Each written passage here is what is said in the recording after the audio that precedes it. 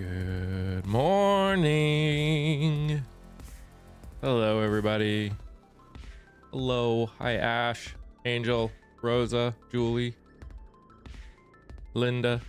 Hello. Oh, no, we don't need to think about that yet. All right. Good morning. Hello.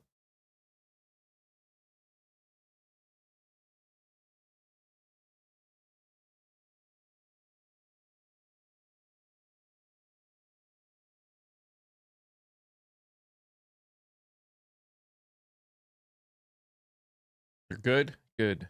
Good, good, good. I am so sleepy. I woke up at like, I don't know, some god awful early point in the morning. I sound chipper?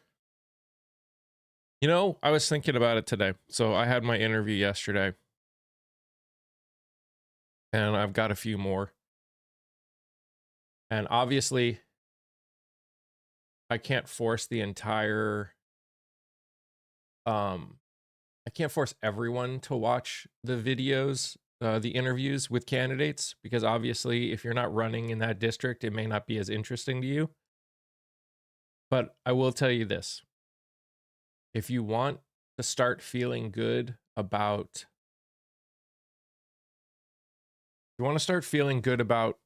the future of at least American politics, I would highly suggest watching some of the old ones if you haven't already, and watching the ones that are going to be released, because this is different. This is different.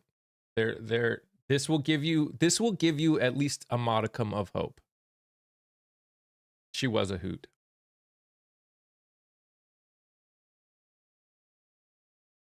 What's up, Jeremiah? And I appreciate all of you for watching it. I just wish I could get more people to watch it, especially more people in her district, in the districts of the people that this happened in. And I don't know how to do that, but without spending money. I could spend money, but I don't think that would be very helpful.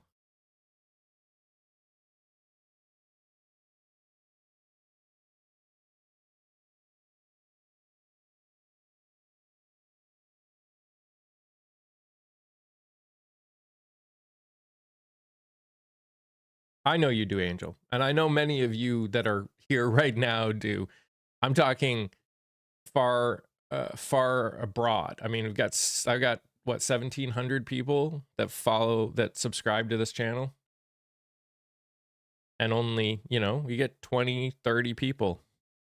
No, I mean, I did put location and district in the title. Oh, in the title? It's on the image. It's not in the title because, yeah, but it's in the image. It's in the thumbnail.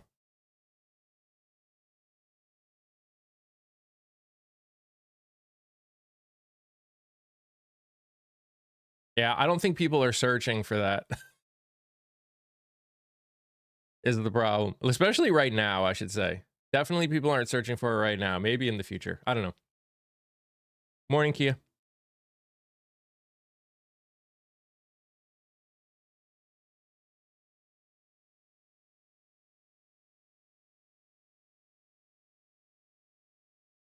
These are those things that keep me up at night that I think about. Hey, Maureen. Hey, Philip. Hey, Silver.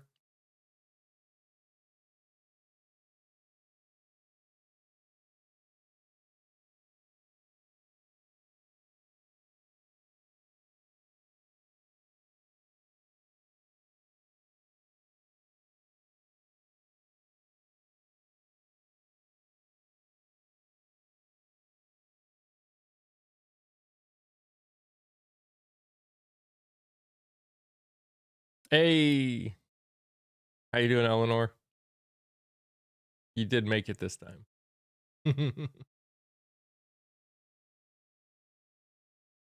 I know. And yeah, I think people will definitely have more time.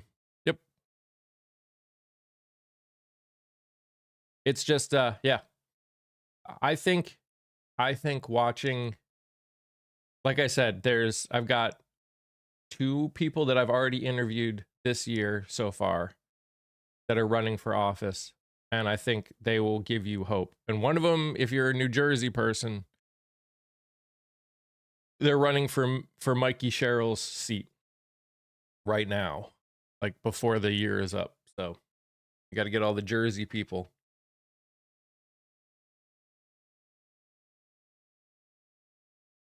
The hottest country in the world, and to think we were dead last year. I know, is it crazy? Isn't it crazy? Crazy, man.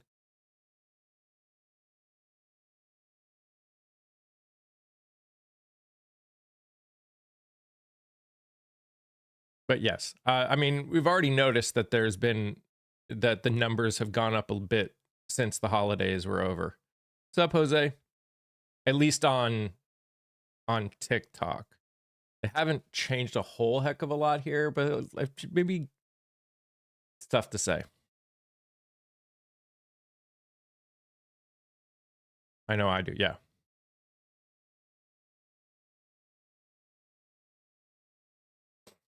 Watching the so if you saw the title of this live over here, um it's interesting. So we created a law that required the release of the Epstein files, all of them. They haven't.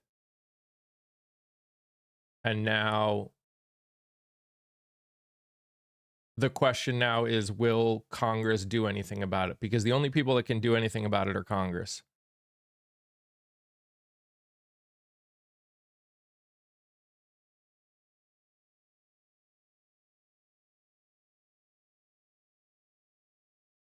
Well, oh yeah. I mean, oil prices, like world market oil prices have tanked.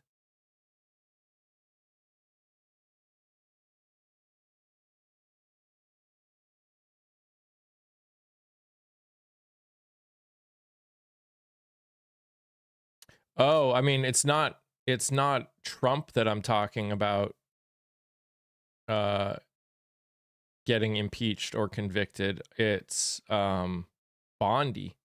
It's the DOJ.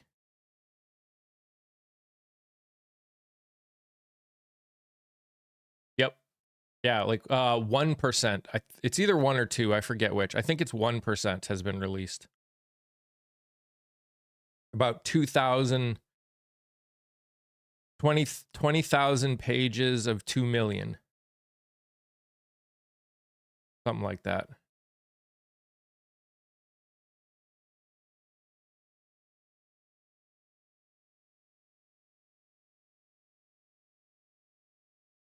Got my mom ground chuck, not sirloin or round yesterday, $8 a pound. Yup. Hey Laura. It's getting pretty nuts. That's an understatement.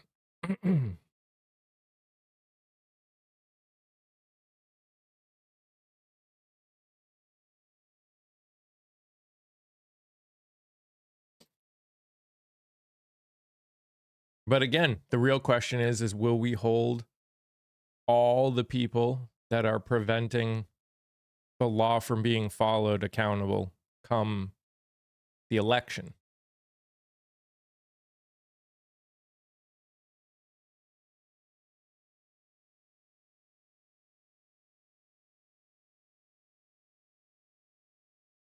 Yeah, I saw one video that said that prices were down, and a guy did a video about it, and it's like the guy was using store points to get it down.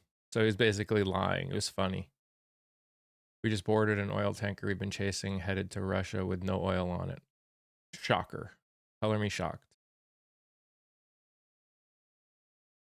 Who's going to push that regarding Bondi? Only Congress has the capability of doing it.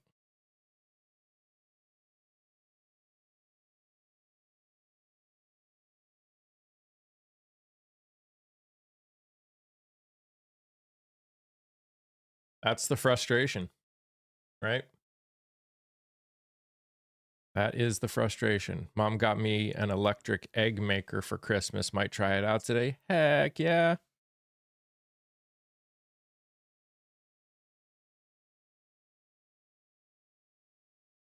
I hope we see a lot of people speaking out if something doesn't happen soon. And, you know, now with MTG gone, that's one less person that supposedly was helping in this part, in this respect, at least. Can't even guarantee they were, but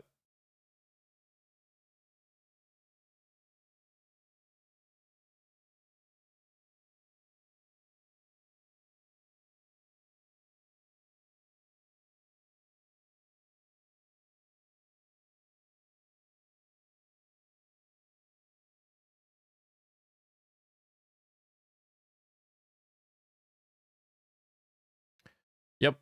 Yeah. I mean, then there's what? We said we're gonna pay. Like, it's just it's wild. It's wild.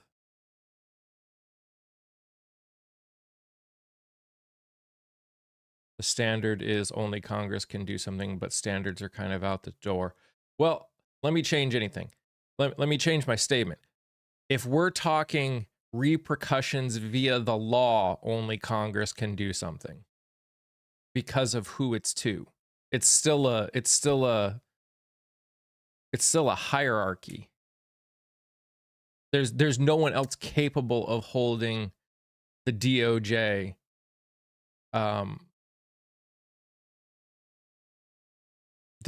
accountable. Isn't Venezuela oil harder to refine, less desirable? Yeah. Yep.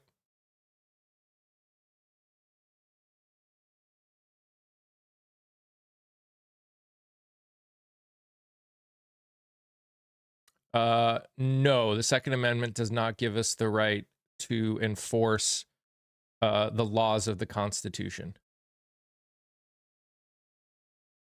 At minimum, and this is an interpretation of the at minimum, it only gives us the right to use as overthrowing the government. And again, I would argue that the way people read the Second Amendment now is not what the Second Amendment stands for. Second Amendment means. But yeah, but not following the law does not make you corrupt. We all don't follow the law all the time. And I will say this specifically, if we use the Second Amendment against a corrupt government, there is no longer a government. That's the problem with the Second Amendment in the first place. The second you use it the way that they're considering using it, there is no longer a government. You are overthrowing the government at that moment.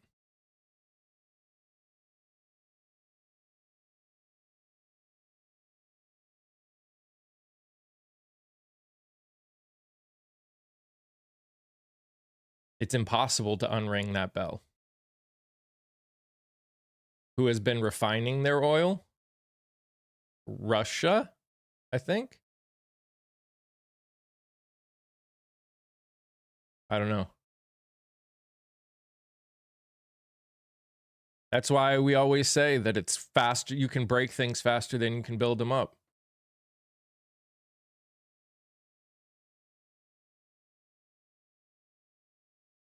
We no longer have a functioning government. We no longer have a functioning government in the way we all have been told that it is supposed to function. If they're still running things, it's still a government. It's just no longer the same kind of government that we're used to, or that maybe we want.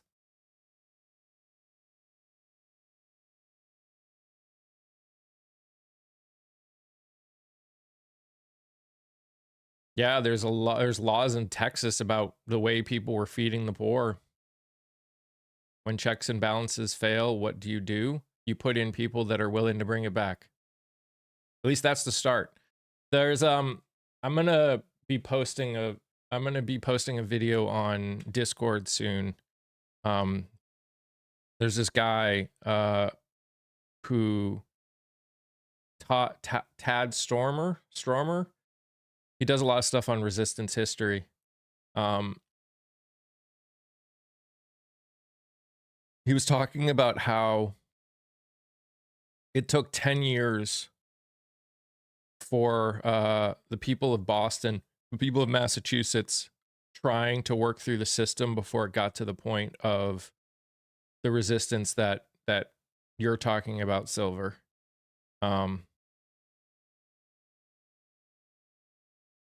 I don't know at what point we're at in it, but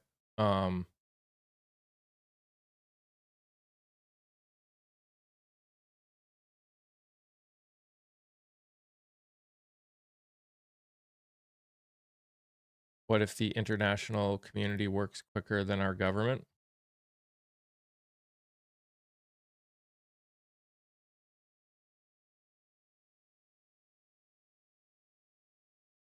If you have elections that are fair.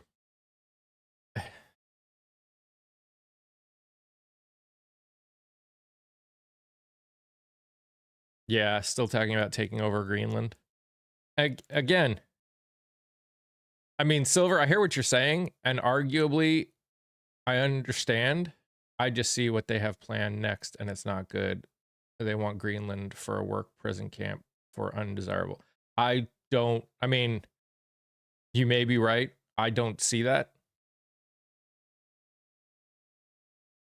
Again, taking Greenland would cause a world war, and hopefully the American people would finally stand up if that happened.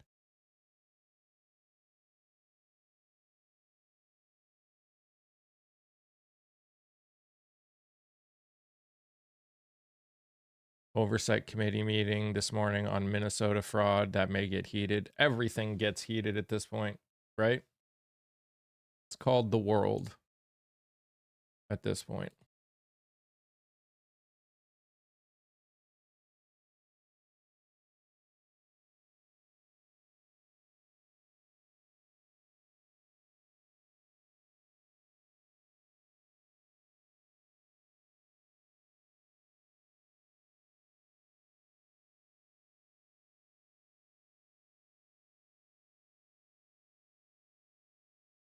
I don't think it makes sense at this point to worry about it. Because the fact is elections during the year have gone our way. Many progressives have won in elections already.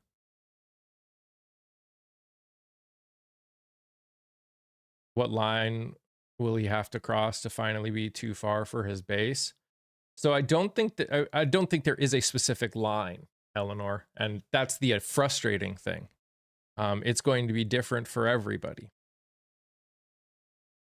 There's videos of a lot of people that were like, I voted for him 3 times, and things are still going more expensive, and I feel like I was played.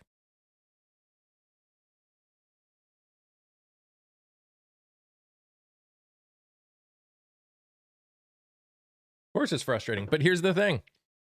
That's the but if the midterms look fishy, what then? It depends what evidence we have of it being fishy. And again, I can only speak for me, you can only speak for you, all of us can only speak for each of us. I don't know. Speculating on a future right now, my focus is trying to get as many people who are running for office as much airtime as possible, so they have the best chance of winning and changing things.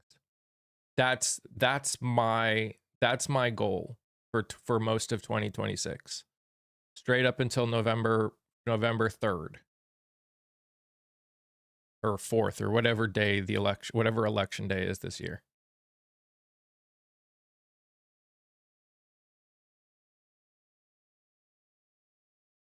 That's the reality.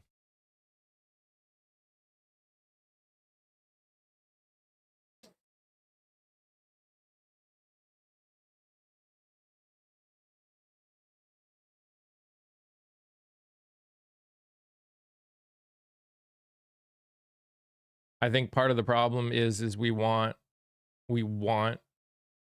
a clear path. Unfortunately, there's not a clear path. There never is.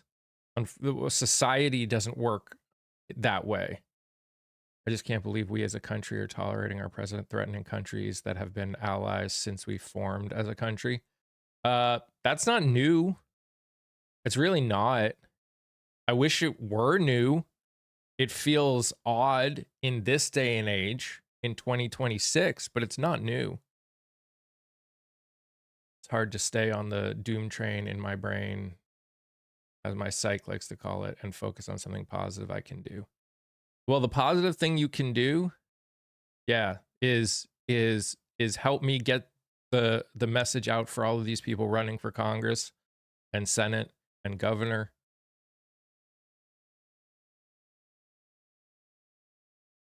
Maybe I'm alone in this thought, but I think more centrist candidates would be best for the country right now. Trump has broken so much. I don't again, Philip, I don't think there's a cookie cutter thing. I don't think there's a cookie cutter thing. I think some districts may need people more centrist to break through, but others not. Yeah, I mean, I hear what you're saying. I don't think you talk to a lot of people, they don't care about any of that anymore. What they see is problems that need fixing, and that's it. Like the people that I'm talking to, they see problems that need fixing.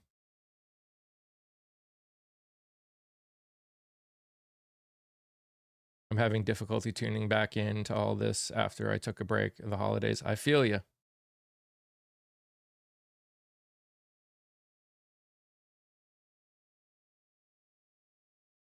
I guess I woke up on the worry side of the bed this morning. Dude, I completely hear you. I woke up 20 minutes before I went live.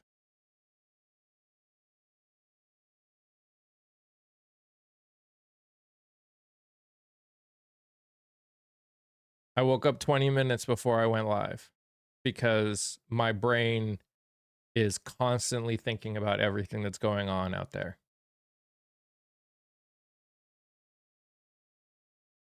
You're willing to vote with the current GOP, that's no good for any of us.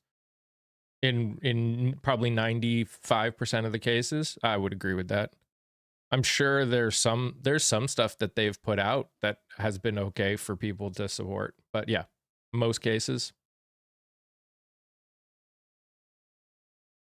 most of their stuff. A deal for Venezuela to export 2 billion of their crude to America diverted from China. Yeah, good luck on that.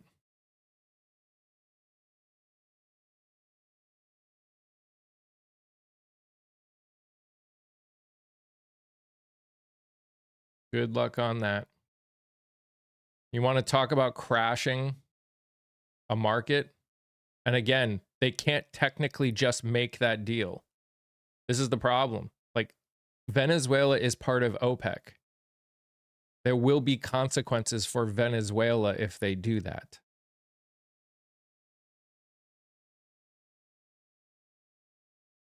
That's the part that people don't, that a lot of people don't seem to get. Like, you can't just tell an OPEC country that they have to do something. I hope the Walls family's doing okay. They've been through a lot, and I'm sure it wasn't an easy decision for Tim. I saw an interview that that Hope did, and it sounds like it was definitely a choice to protect family more than anything at this point.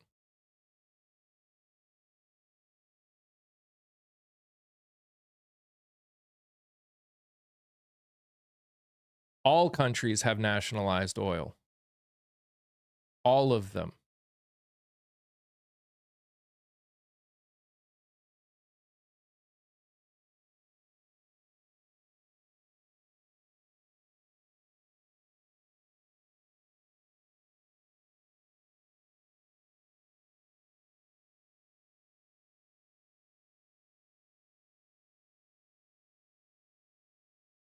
So dependent on where your community is on the spectrum, a centrist candidate won't work in some areas, but would work in others. Yeah. So when does Trump worry about consequences? He's a wrecking ball and expects others to clean up the fault. True. I was disappointed. I mean, I'm disappointed, but he is doing what's best for his family. And, you know, there is political fallout from the situation, regardless of whether or not he did what the best that he could. There's still fallout from it.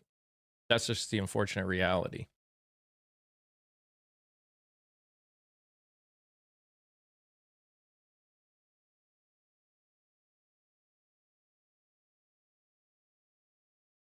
Well, and the funny thing is oil prices are dropping just based on the fear.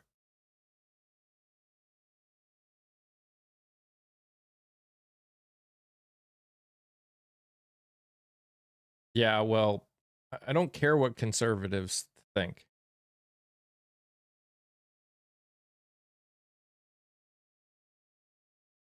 No offense. No offense, Philip. But conservatives pointing and saying, see, we told you he was corrupt, that they.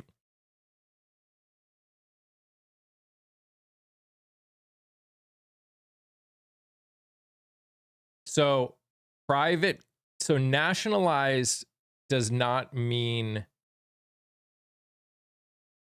that the country owns the oil per se.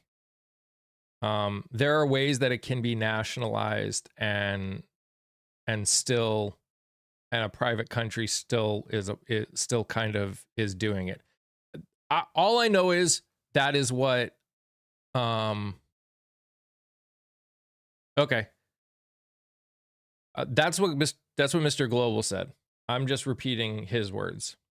So I will admit that is not something I have mass amounts of knowledge on.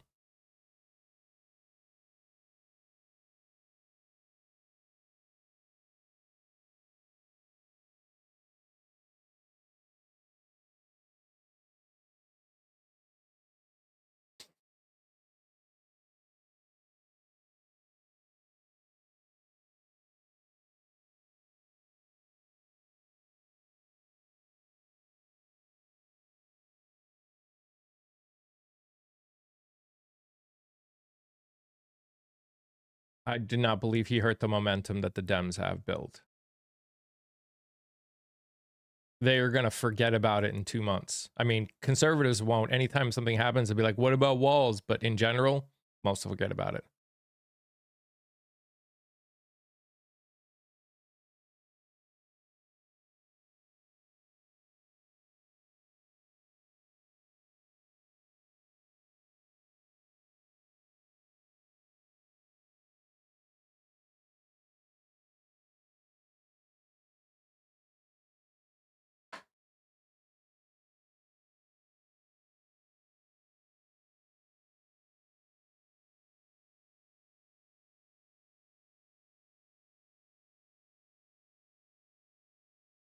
Morning, Jen.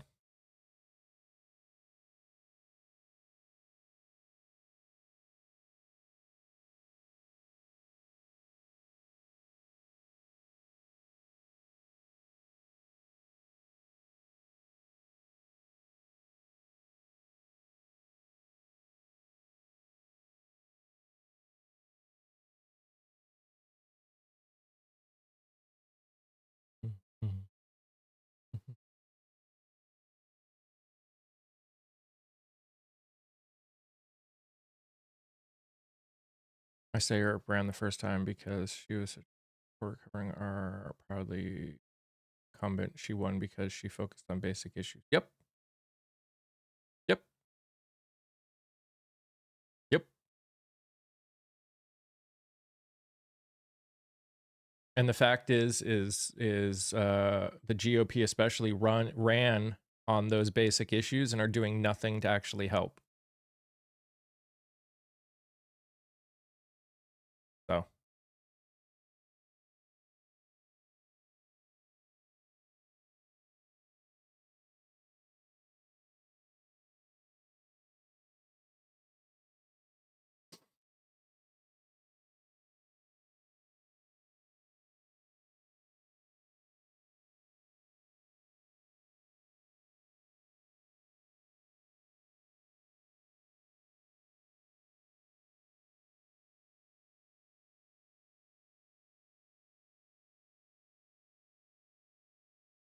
Also keep in mind the harm of none and good of all.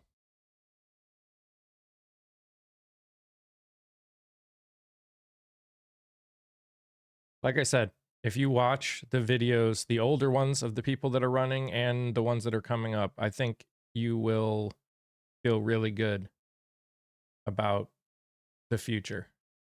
There's a lot of really good people running for office this year. Has a special election on the 31st. Yep. Oh yeah, keeping an eye on it for sure. Finally, after what, a year filling that position?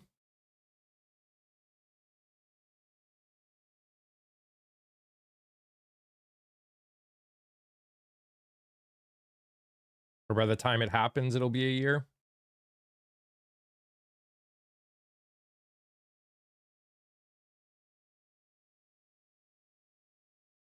Heck yeah. Someone said his poll numbers increased a little bit after this. I don't know.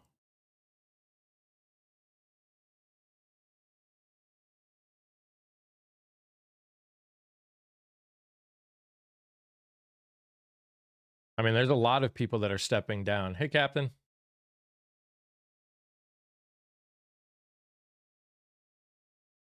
It sounds like you, Bullfrog.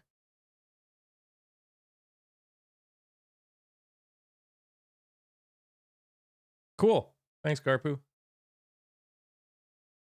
Did he just see? That's what I heard. Nurse Ratched.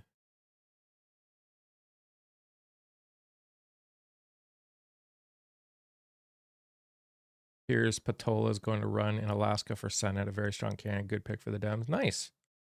I'll have to check him out.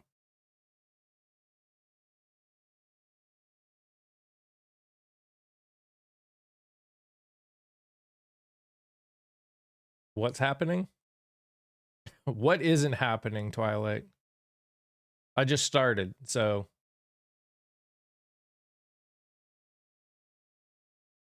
This current one is, of course, there have been a lot of bad presidents. This one is the worst.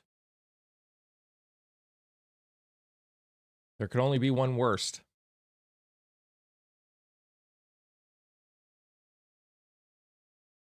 Wasn't always the current one. In this case, it is. Wish South Dakota could get a Dem to win. So frustrating over. I hear you, Kelly. Is there any Dems running in South Dakota?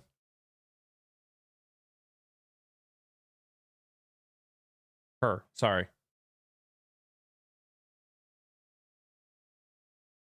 Harris wouldn't meet with world leaders. That doesn't even make sense.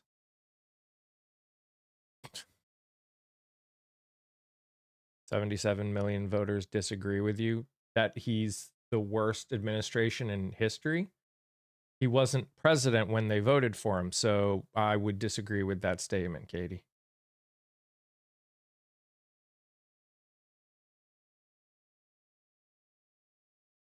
Yeah, I feel you, Kelly. Has anyone been to the J6 website yet? It's wild. I haven't.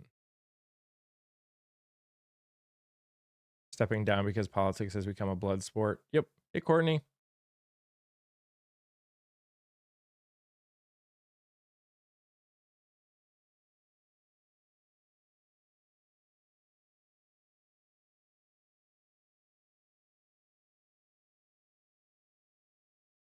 Not something I didn't know, just crazy. It's blatant. Yeah. Blatant. Yes.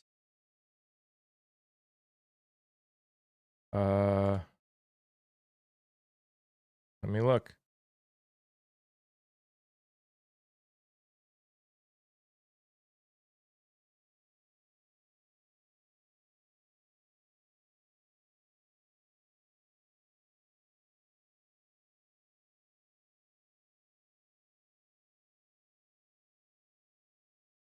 Ooh. I'll have to spend some time reading it. I haven't read it yet. I woke up like right before live. Hey, Brits. Here for the points. Thanks, Rosa.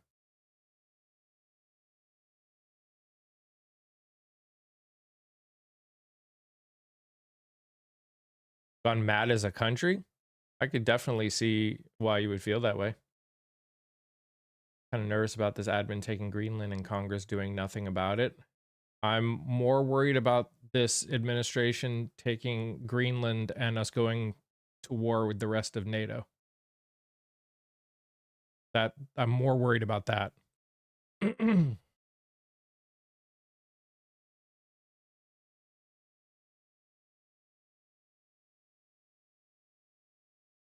Morning, Grace.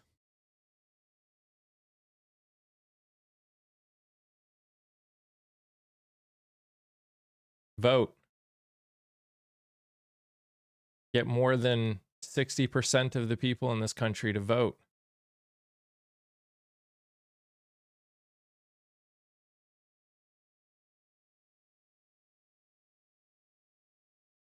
I'm hearing that if he takes Greenland, NATO collapses because they won't go to war against the US.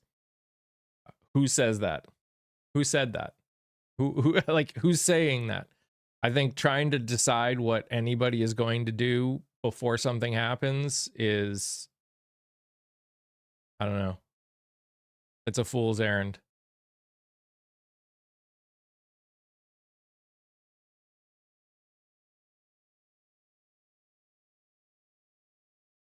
Can't tell if he's trolling Greenland or is actually going to invade. I don't know.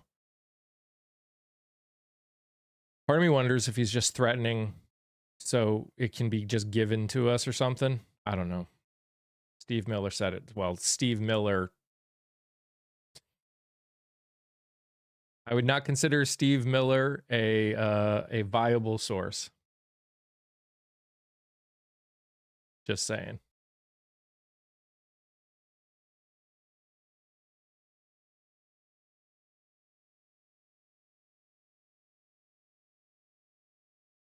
Hey, Susie. Good morning. What if it's all a distraction from the files? Well, that's why I was talking about it a little this morning.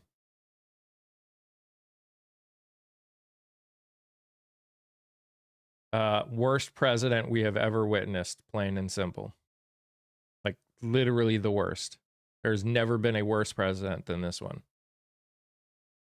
Incompetent, worst president.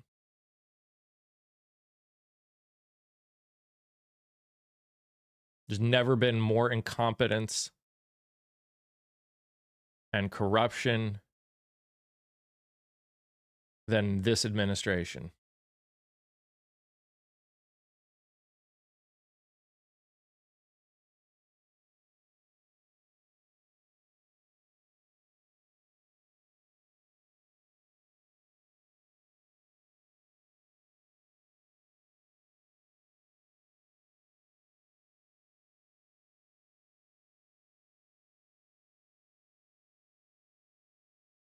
He makes George W. look good. He really does.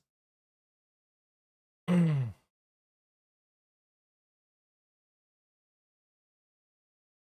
hear you, Gerbera.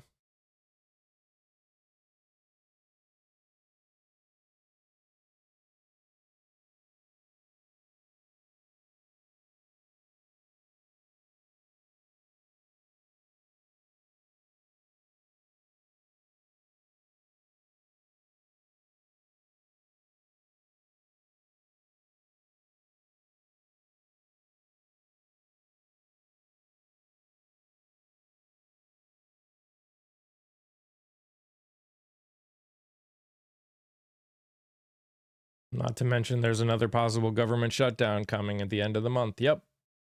Yep. Yep.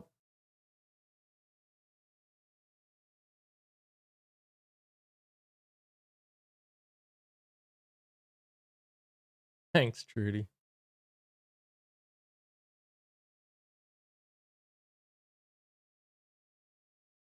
Could I get could you get my description of what the administration's foreign policy is? Control,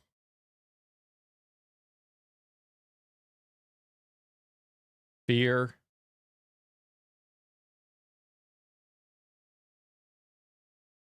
You'll never get half of America to vote for you again, thank God. Whatever, Woody. Grow up. No, only men like you have fear. Ah. That statement shows that you're afraid all of the time, Woody. That statement alone shows that you constantly live in fear. You are constantly living in fear. Go punch something because you are so afraid. Think Russia or China will be involved in us? No, I think Russia and China are going to use what we're doing as a justification for doing it themselves to places near them. That's what I think Russia and China are going to do.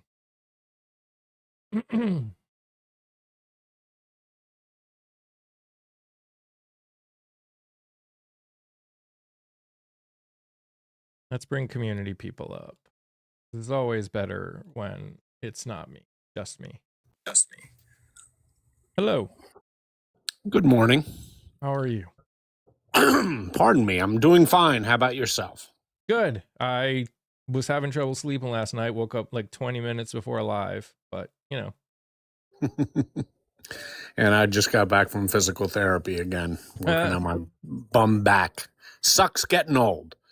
So I saw the question, what will Russia and China do? Well, of course, they say the usual things. They're, attacking Yankee imperialism, and which is understandable because Mr. Trump's foreign policy appears an awful lot like Theodore Roosevelt or 19th century spheres of influence and imperialism.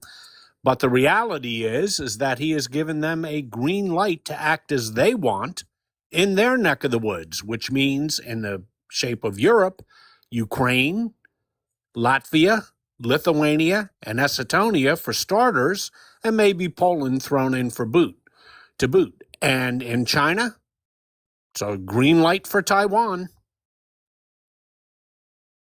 So this will backfire spectacularly. Actions have consequences. Yep.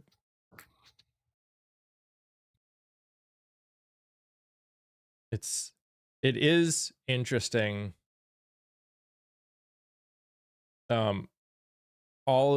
It's actually also interesting, all of the videos that at least have been shown of people celebrating. Again, we know that there are people we know that there are people that Maduro are happy that Maduro is no longer in power. They have every right to be happy that Maduro is no longer in power. But there's been lots of reporting coming out of Venezuela saying that even though he is no longer in power, nothing has changed. They've got 500,000 militia that are basically have created checkpoints around Venezuela to check people's social media for anything that shows that they agreed with Maduro getting taken.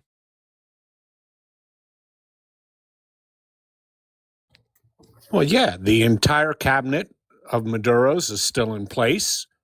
The army that he put together is still there. The National Guard is still there. The intelligence services are still there. And the Colombian guerrilla group, ELN, is still there. So there hasn't been any regime change whatsoever.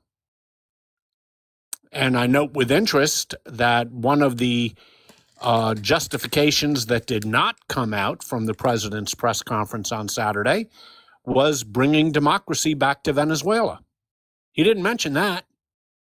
No, he mentioned them doing what we want. This isn't really about Maduro. Everybody agrees Maduro's a scumbag and the world's a better place without him. But the person who actually won the election and won it by a 2-1 margin has not been invited back because he can't be controlled by Trump. And Trump said that this guy lacks popularity. This guy won with 65% of the vote against Maduro. Donald Trump is at a 36% approval rating. He shouldn't be talking about the popularity of anybody. I don't think we want to fight a guerrilla war. No, we don't. And it wouldn't work well. Now, does that mean that this administration wouldn't try something that ridiculous? I don't put anything past this administration, but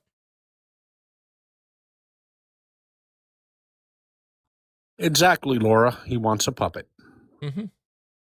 Which is what we tried to do in many, many, many, many, many, many, many countries. Not just Iraq and Afghanistan, but many countries.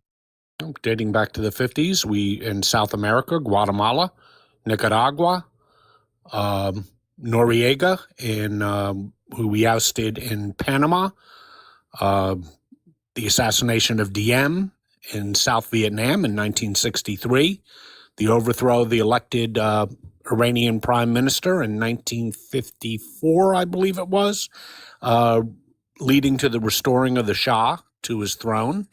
That didn't work out well for the Iranian people. What's Congress doing about it? In the end, they won't do anything.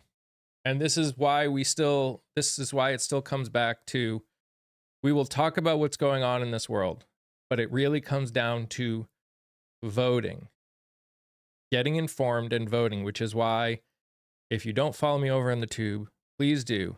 I am trying to interview as many people that are running for office as humanly possible, that are willing to stand up, fight back, get things actually fixed, hold people accountable, have themselves held accountable, et cetera, et cetera.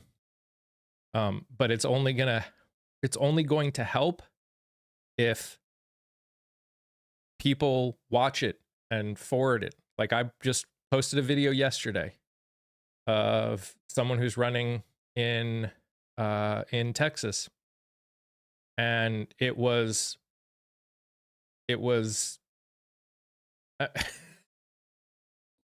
I think it was a great video, and if you haven't watched it, you should. And if you know anyone in Texas, you should definitely spread it. But honestly, it's one of those things where the more people watch it, the more chance that other people will see it. The people that need to see it will see it. And I think watching videos of, I think one thing that these videos will do is help people feel at least a little bit more hopeful about the people that are out there, in the sense of there's a lot of good people, and a lot of good people that are running for office, and I think it will bring you a little bit of hope. Yeah, Scott, there's a question for you on the other side. Grace asked if you can talk about what this means for Cuba. That's a good question, and I wish I knew the answer to that. A couple of things. Cuba's economy is dependent. Venezuela doesn't export much oil, okay? We keep hearing, oh, they have all these great reserves. Two things to bear in mind. First and foremost, Venezuelan oil is what's known as sour oil. That's not as valuable as Brent, as West Texas Intermediate, or as Saudi oil and the oil that you get from the Middle East. But one of their big customers is indeed Cuba, and due to sanctions on Cuba, that's about the only place they get oil. So without Venezuelan oil, the Cuban economy will collapse, maybe negating any need for the United States to do anything. And boy, did that come out wrong. We don't need to do anything, nor should we, but negating in Trump's mind the reason for action against Cuba. Look, Donald Trump has made it quite clear. He has reverted American foreign policy, and the National Security Memorandum that was released 3 weeks ago makes it very, very clear that we are drawing back a bit from our traditional alliances and from the world, and concentrating more on the Western Hemisphere, which is a 19th century construct, which is why I think Putin and Xi in China are thrilled to death, because it gives them free rein to do whatever the hell they want. But that does put every country in the Western Hemisphere, including Cuba, in the crosshairs. And I think Trump is dead serious about Greenland. I'm not saying he's going to invade, but he is trying to drive at least a deal with Greenland that will be beneficial to the United States. Cuba, there's not many deals to be had because that's an antagonistic government towards the United States. And are they in some sort of peril? Yeah. Do I think it's imminent? No. I think if anything is imminent, I would be keeping my eye over the next 3 to 4 weeks on Iran. The United States has slowly and trying to surreptitiously transfer air power to Diego Garcia. And when you have air power in Diego Garcia, it's only there for one reason: a strike in the Middle East. That's the only purpose of Diego Garcia. We'll know more if we hear that an aircraft carrier task force is moving towards them. So if we hear that, then I would be very worried, because we know Bibi is chomping at the bit to go in again. And this time I think the United States will not come in at the end, but be there all along with Bibi side by side. So I think that's the next shoe to drop, to answer the question. Tim, he did not say that he would use military. He said that he is open to the possibility. He said, but this is what they do, okay? They also say a lot of things. And then especially Trump says a lot of things.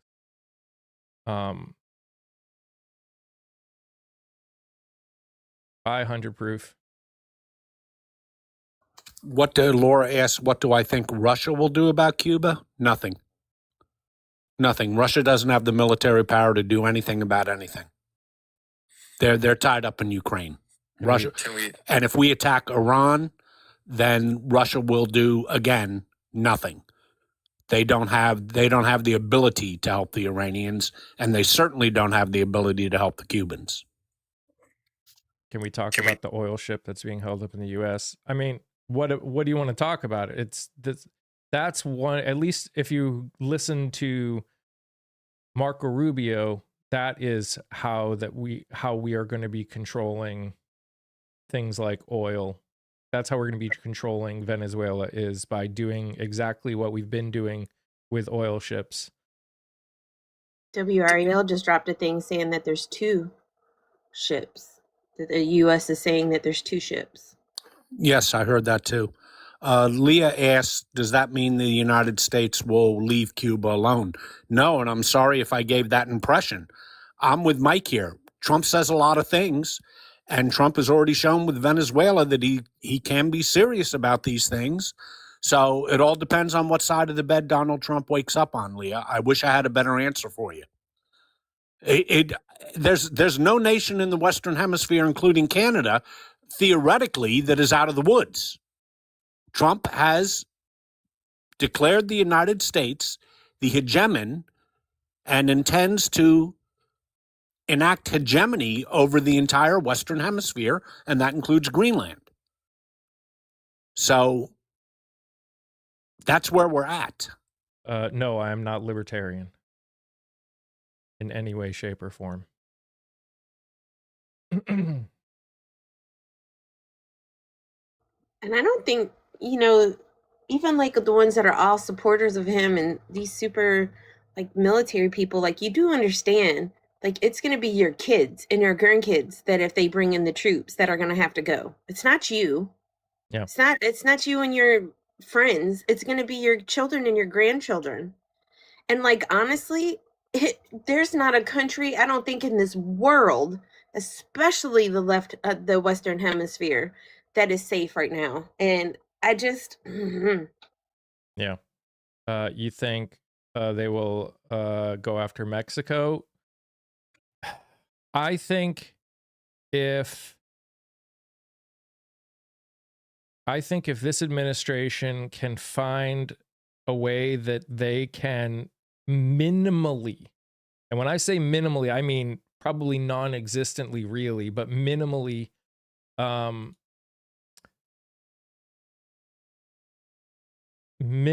say that have some legal precedent for going in, I think, and it will be a financial gain to him, I think he'll try and do it, if we're being honest.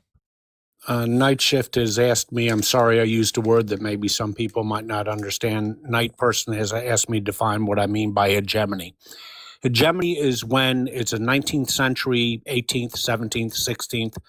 For 350 years, 400 years, the world operated under what are known as spheres of influence. where large powers have the sole right to dominate their regions and to exert hegemony, in other words, control over smaller powers. If smaller powers play ball, they get left alone. But if they get out of line, they get smacked. That is what hegemony is. We saw that with Europe for centuries. They controlled large swaths of the world, and they divided it up. We saw the United States with the Monroe Doctrine in 1823 saying, this is our ballpark, you can't come over here. We saw Russia expand, imperialist Russia, from the Duchy of Muscovy into an empire expanding 7 time zones. That was the thinking of foreign policy, and it was accepted that major powers dictated and divided up the world. That's known as hegemony. That went away in 1945 when a country that was the leading power, the United States of America, our country, established what is known today as the rules-based international order, whereupon being an hegemonistic power invading other countries is supposed to be verboten. But as we have seen, that appears to be changing, at least in the United States. That is causing consternation, even though they won't talk about it publicly. They are screaming about it privately all throughout Europe. Ukraine, I don't think, is terribly surprised. They sized up Donald Trump a long time ago. But it is, I guarantee you, it is causing a lot of fear in South Korea, Australia, Japan, and first and foremost, Taiwan. Because Taiwan has to wonder right now, are they being left naked to Chinese aggression from Beijing and President Xi? And I want to point out why we're upset that we control the world. Republican or Democrat oil prices will go down. So this is yes, Stu. This is how economy works. Okay, it costs a certain number of dollars to produce a barrel of oil. If the cost of oil, the amount that they can get for a barrel of oil is less than what it costs to get that barrel of oil, they will no longer be getting oil. People will go out of business. People will lose jobs.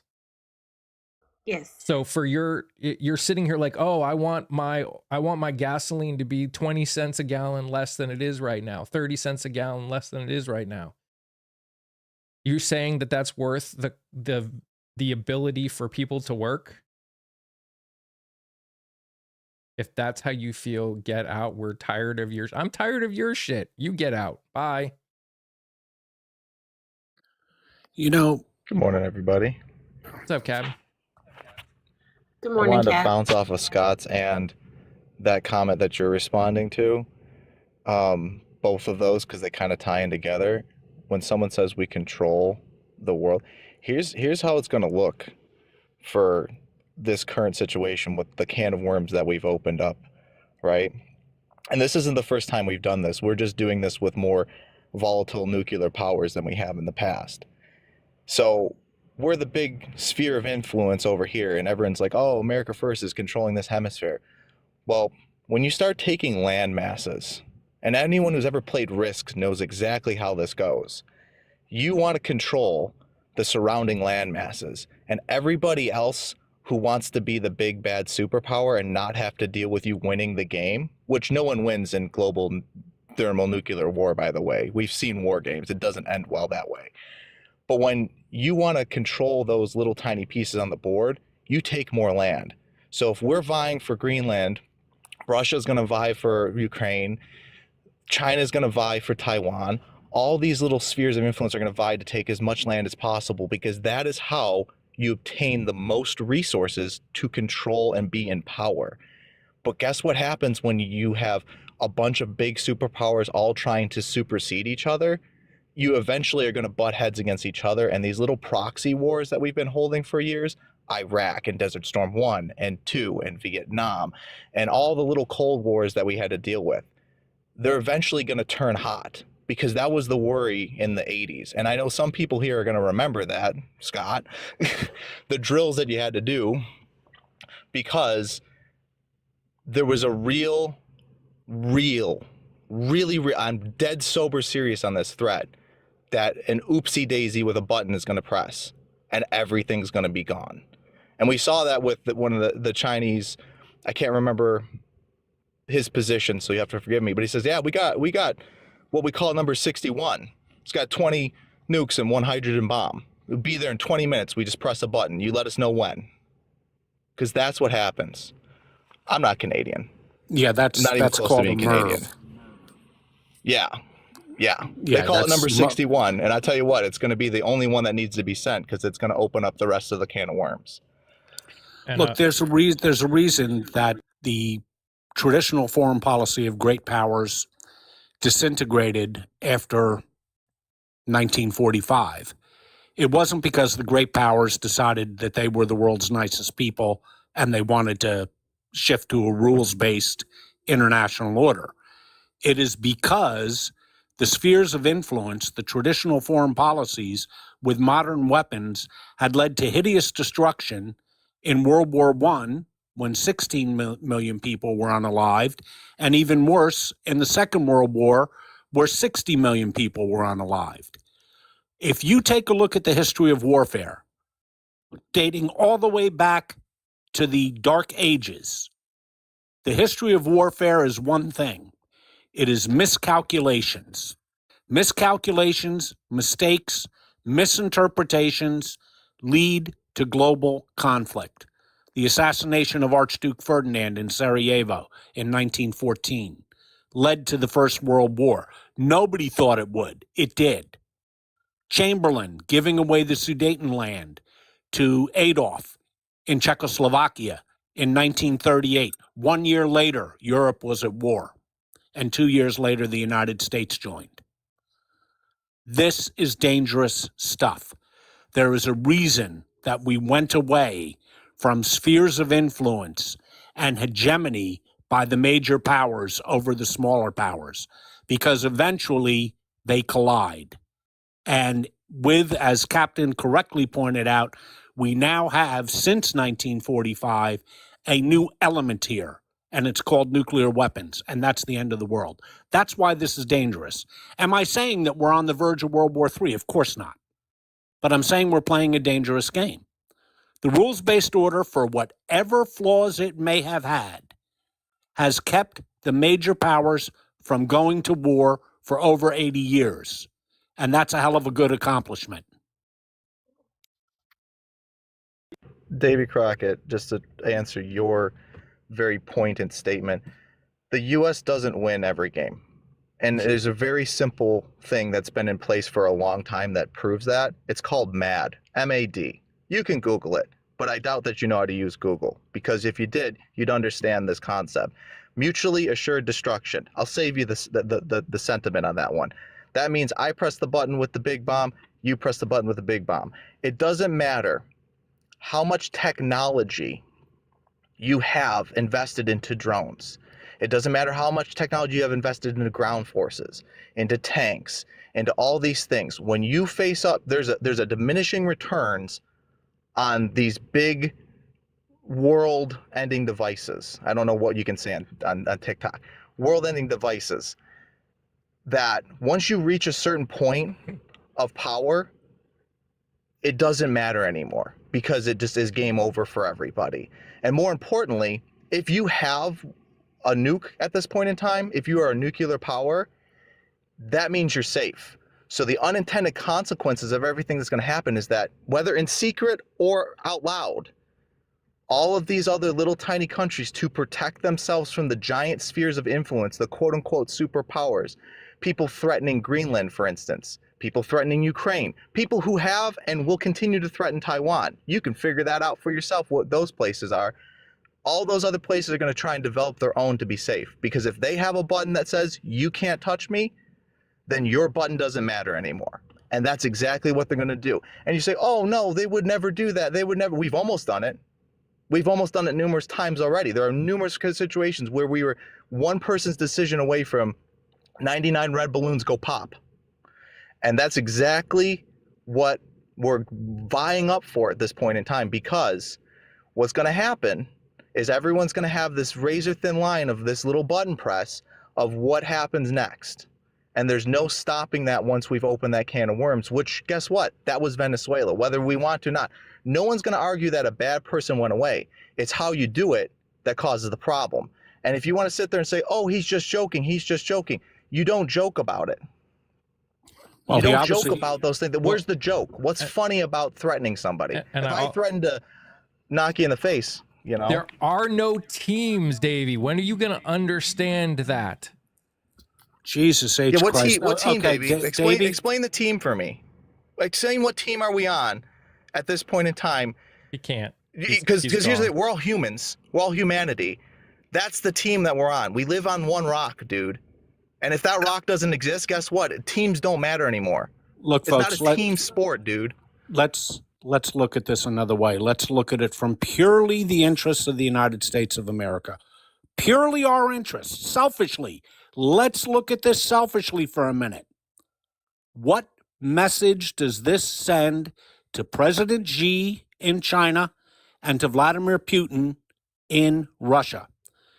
If Trump wants to replace the rules-based order with the 19th century construct of spheres of influence, that gives them the green light for Ukraine, for Latvia, Estonia, Lithuania, Poland, gives Xi the green light to do what he wants in Taiwan and perhaps the Philippines. Do you see? We are creating, by this action and by our own subsequent statements, and especially by our own national security memorandum of 3 weeks ago, we are creating a permission structure to other major powers to do what they want in their part of the world and disregard the United Nations Charter and everything else. So even from our own selfish interests, this is not a good idea. And finally, I might add that the world-based order, the rules-based order that we established through the Bretton Woods Agreement in 44 and with the UN in 45, the world rules-based order that we established, the United States established, that has benefited us greatly in terms of wealth, in terms of power, in terms of development, in terms of international business. Nobody has benefited from the rules-based order more than the United States. So looking at it from our own selfish best interests, this is crazy. We are playing with fire for no discernible benefit whatsoever. And I just And for everyone saying hypothetically, my one little point to that, Google the Cuban Missile Crisis. and again, It's not a hypothetical. It anytime happened. the fact is anytime you're talking about the future, it's always somewhat hypothetical, because in the grand scheme of things, until stuff happens, all we can do is talk about what could happen based on the current situation we're in. But it's always hypothetical. Anytime you talk about the future in any way, shape, or form, Jesus, hypothetical. chosen one, that we can always count on you. Of course, it's hypothetical. Of course, it's hypothetical. and I want to. Hypothetically, I can survive falling out of a plane, but I don't want to take the odds without a parachute. Hey, Mike. Yeah. Mike. The blue shirt that you're wearing underneath your other shirt does make it sort of hard to see the comments. Can you button your shirt a bit, or button the checkered shirt? I put that in the comments a long time ago. So and you revealing, didn't, Mike. My goodness. You didn't acknowledge it. It's all. I can't read the comments. Can you hear me? Yes, we can. Okay. Yeah, I put it in the comments a long time ago and you didn't acknowledge it. I'm like, I can't read the comments. Even the light patches in your plaid is with the white is no bueno, brother. That's better than the blue. But that light color, it is hard. Anything that's sitting in those light colors, it's really hard to read. I'm over here struggling. I can go chain. I do want to say before I go, though, it's not fabricated hypothetical. It's called history. But I also want to say, we as a country, since World War II, have never won. Vietnam, Korea, Iraq, Afghanistan, to name a few. Well, the first Gulf War may be an exception to that. But yes, your overall point is correct. I will say that this morning there's a gentleman that joins Bex's Live. He's in Greece and he's in college, and he said they actually yesterday at college at the campus they were talking about in Greece what's going to happen if the United States invades them.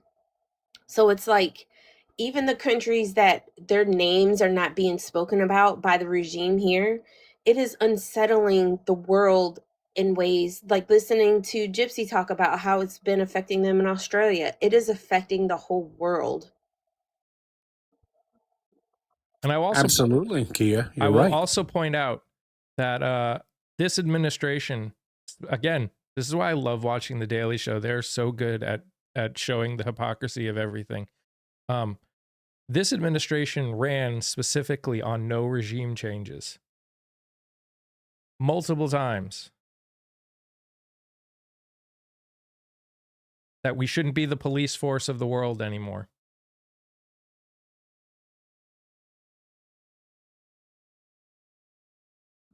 And again, when you use the word hypothetical, well, of course it's hypothetical, but it was hypothetical. Nobody thought that when Archduke Ferdinand was assassinated in Sarajevo, that World War I would begin. Nobody thought that when Chamberlain came back and said that we have peace in our time with Chancellor Adolf, you can't use his last name on here, but we all know who I'm talking about. We have peace in our time. We didn't have peace in our time. The world was at war on September 1st, 1939, 1 year later. So we, as Mike said, we do have history to show us that when we rip up the existing world order, when we unilaterally rip up what we ourselves created and benefited greatly by, you are throwing caution to the wind with unintended consequences. Seeking for Hope, we are talking about the Epstein files still. I'm in the grand scheme of things, we can only keep talking about it. We can only keep bringing it up, and then we can tell people that they need to vote. That's all we can do. That is Well, you can. and Oh, call your representatives. Yes, and demand. Why are you guys not talking about the release? All these people were like, hey, if he didn't follow through, why have they not released the stuff? Also, pay attention. Somebody brought up a great point, and I was like, you know what? You're right. How many times are they putting out the same stuff they've already released and making it seem like, ooh, we're putting out new information? But it's really not the same.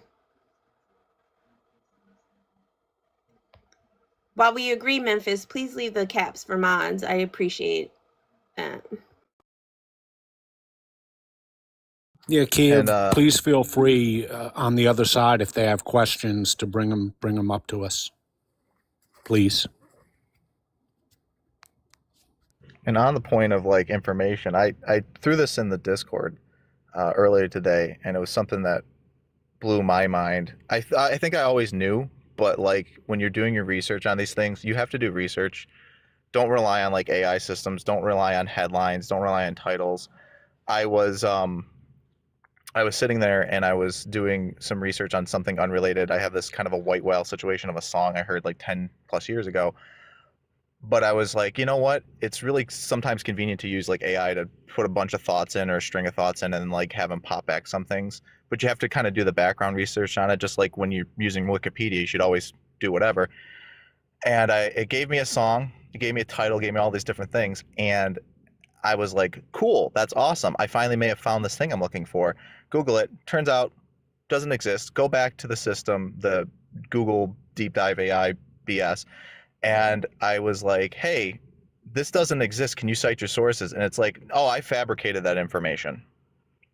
I was like, what? I was like, and then so I typed back to the AI. I was like, you lied to me? It's like, yeah, I made it up. It doesn't exist. It like legitimately admitted that it didn't exist. So I screenshot all that. I threw it in the Discord. It's worth looking into. I won't dive in too long, but all that to say is that just looking at the baseline information of a headline or AI and stuff like that, that is not enough. If you want to research these things, if you want to know this stuff, if you want to be intimate with this stuff, you have to do actual research. You have to look at cited sources. You have to do these things and ask the who, the what, the where, the when, the why, the how. As someone who does investigations, a box of answers is useless. A box of questions is important because answers can be wrong.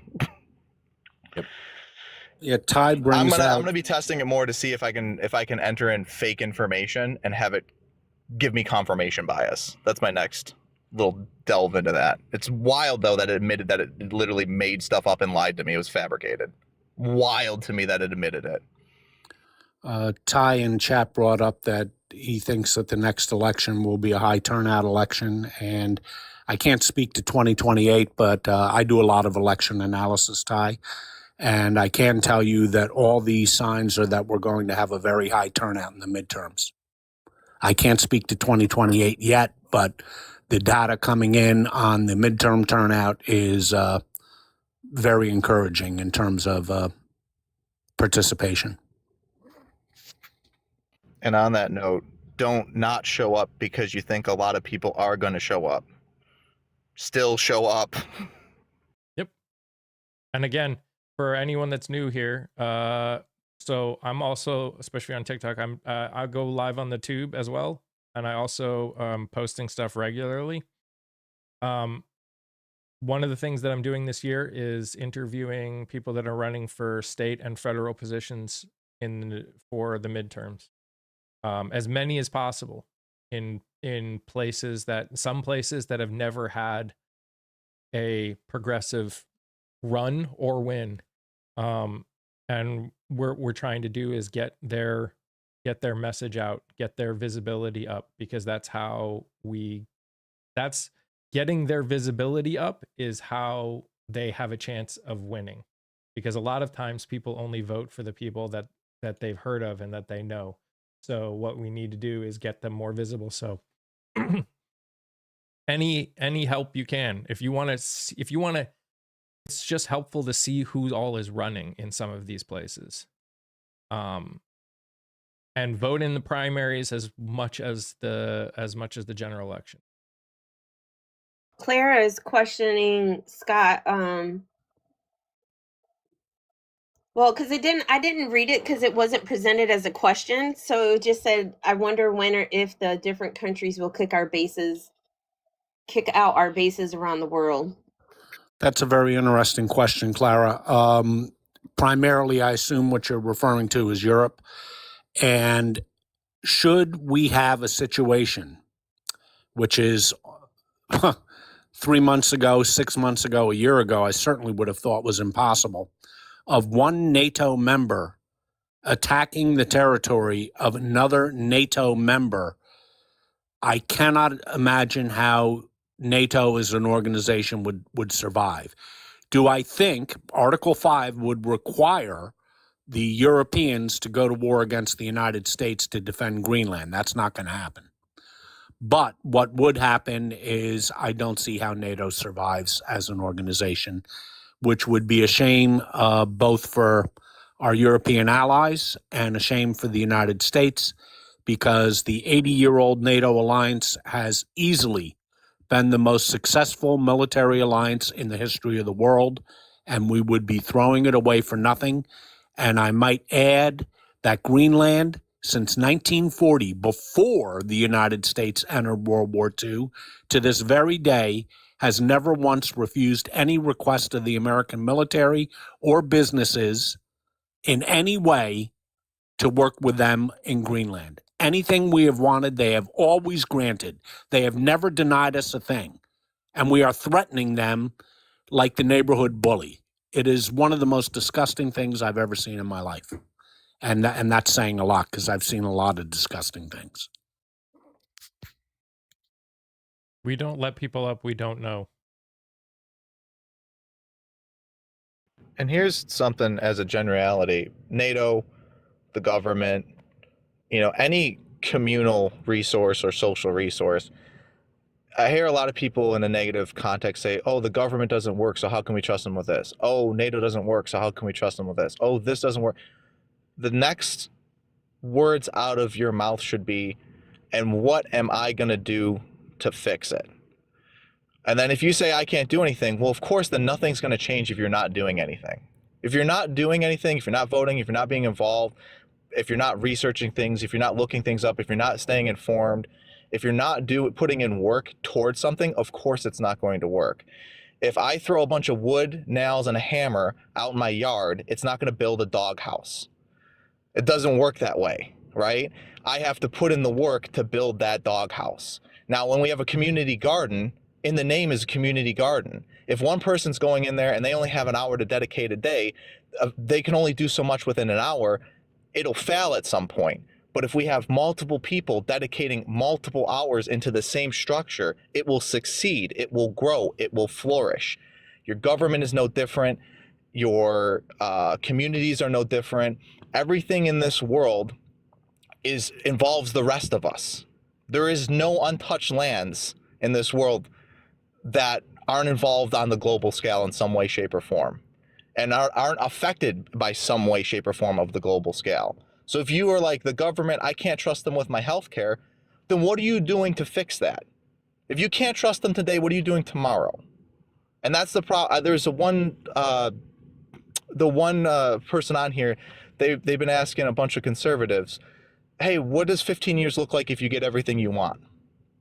And, you know, it could be just one guy, but I've seen them do it with multiple people. They like, well, we get rid of all these people. And it's like, well, okay, then what do we do? What are we doing at that point? And they don't have an answer because they're like, we didn't think we would get to that point. Well, you're at that point. What are you going to do? I don't know. Or some of them will be like, well, then we implement all these social programs. Oh, the things that we want already, you're going to implement socialism at that point in time? Come on, guys. You know, so if you want something done, you have to do it. Don't throw the wood and the nails in the yard, because then you just got a mess. Bonnie has asked in chat, what is the reason behind attempting to destabilize or destroy NATO? There is no good reason. It doesn't exist. You know, as we've said a couple of times now, NATO has been the most singular, successful alliance in the history of the world. There is no good reason to do that. And you might be wondering why NATO members are not violently attacking Donald Trump and what he's doing. They are issuing very cautious statements. And there's a reason for that. There is a major war going on the European landmass for the first time since 1945 in Ukraine right now. They need the United States engaged even as little as we are now engaged in helping Ukraine, namely through intelligence and the sale of weapons, since we are no longer giving Ukraine anything. That is why. So the Europeans, they have their hands tied a little bit. But as reported in today's New York Times and also in Politico, they are livid beyond all belief at what's happening. NATO is absolutely in our best interest. That's a dumb statement. And if it's not in our best interest, what specifically? What specifically having a group of people working towards the same goal is a bad thing? Be specific. Use your words. Because you say it's a bad thing. Well, what's different? What can we do different? We can't isolate. We live in a global world. So what do we do different if NATO doesn't work? What's the other option that we have? If you can't name one, if you don't have an idea, then you can't say it doesn't work because you don't have an alternative. It's the best thing we've got, and it's been good for years. They benefit us. NATO has allowed this country to have a global presence in a way that would not have happened without it. Not to mention it's prevented another world war for the last 80 years. Yes, allowed. Yes, allowed. And by the way, the comment that Germany isn't paying is absolutely ludicrous. Germany has greatly increased their defense spending. There are some nations that still lag a little bit in NATO, but Germany has greatly increased their defense spending. Poland spends more as a percentage of GDP than the United States does. Latvia, the Baltic states, Latvia, Lithuania, and Estonia spend a higher percentage of their GDP than the United States does. So there was a time when the United States was spending too much and our European allies weren't kicking in enough. That time's over. The Europeans have kicked up defense spending precipitously. Also, like, why do we think it's a flex that we spend so much money on our military instead of like services? And why aren't you guys like screaming about the fact that like they just sat there and said that, we can't have lunches for kids. We have to, we're going to cut back on Medicaid and we're going to destroy our healthcare system, but we're going to go ahead and we want to purchase another country and we're going to run another country. But, America first. I keep seeing like NATO allows in the comments. Here's how it kind of works beyond the military representation of NATO. It's also symbolic, and the symbolism behind it allows us to do more when we're talking about resources. You're part of NATO. Your contribution as the U.S. is big, awesome military. Whatever chest thumping thing you want to do with that, fine. That's your contribution. Other countries want to work with you because you're able to provide that resource. Because they're able to work with you on those resources, they give you access to other resources because they're not actively working against you. Hence the sphere of influence conversation we had earlier that Scott and I were talking about in regards to we're not vying and competing for resources against other people in small, multiple wars across continents like imperialism, which we got away from because we're working on a global scale. What resources? Look around. Where can you get gallium right now? Where does gallium exist? 98% of the world's gallium. I'll give you a hint. It doesn't exist in the U.S. And it exists not that it's produced, not that it's founded. It only exists. It's in China. There's no gallium. What is gallium? It's used in every single supercapacitor and capacitor that we use in our electronics. So you're sitting on a phone right now. You're welcome. That's China's contribution to the American advancement in technology. If you want other things, like why are we going after Greenland? Where's our oil? Where's all these things that we need? Because we're going for Venezuela for oil, right? That's our big thing right now. We want to get all the rich minerals from Greenland. They don't exist here. So if we don't take them and get into a bunch of fights, which is not a good thing, we can get that in Venezuela. Yeah, by being a warmonger, dude. By being a warmonger. Or here's a crazy thing. We contribute our military resources to NATO and they go, hey, because you're being nice and helping us defend the universe here and protect everyone here, we're going to gladly let you just come over here and have some or work with us on a business strategy to do it. No, we're not letting you up. You have to be a member of the community, dude. And at the end of the day, you don't understand the NATO, so I don't even think I'd want to have a conversation with you about it anyway, because you're not open to the thought process of changing your mind on the subject. We did not create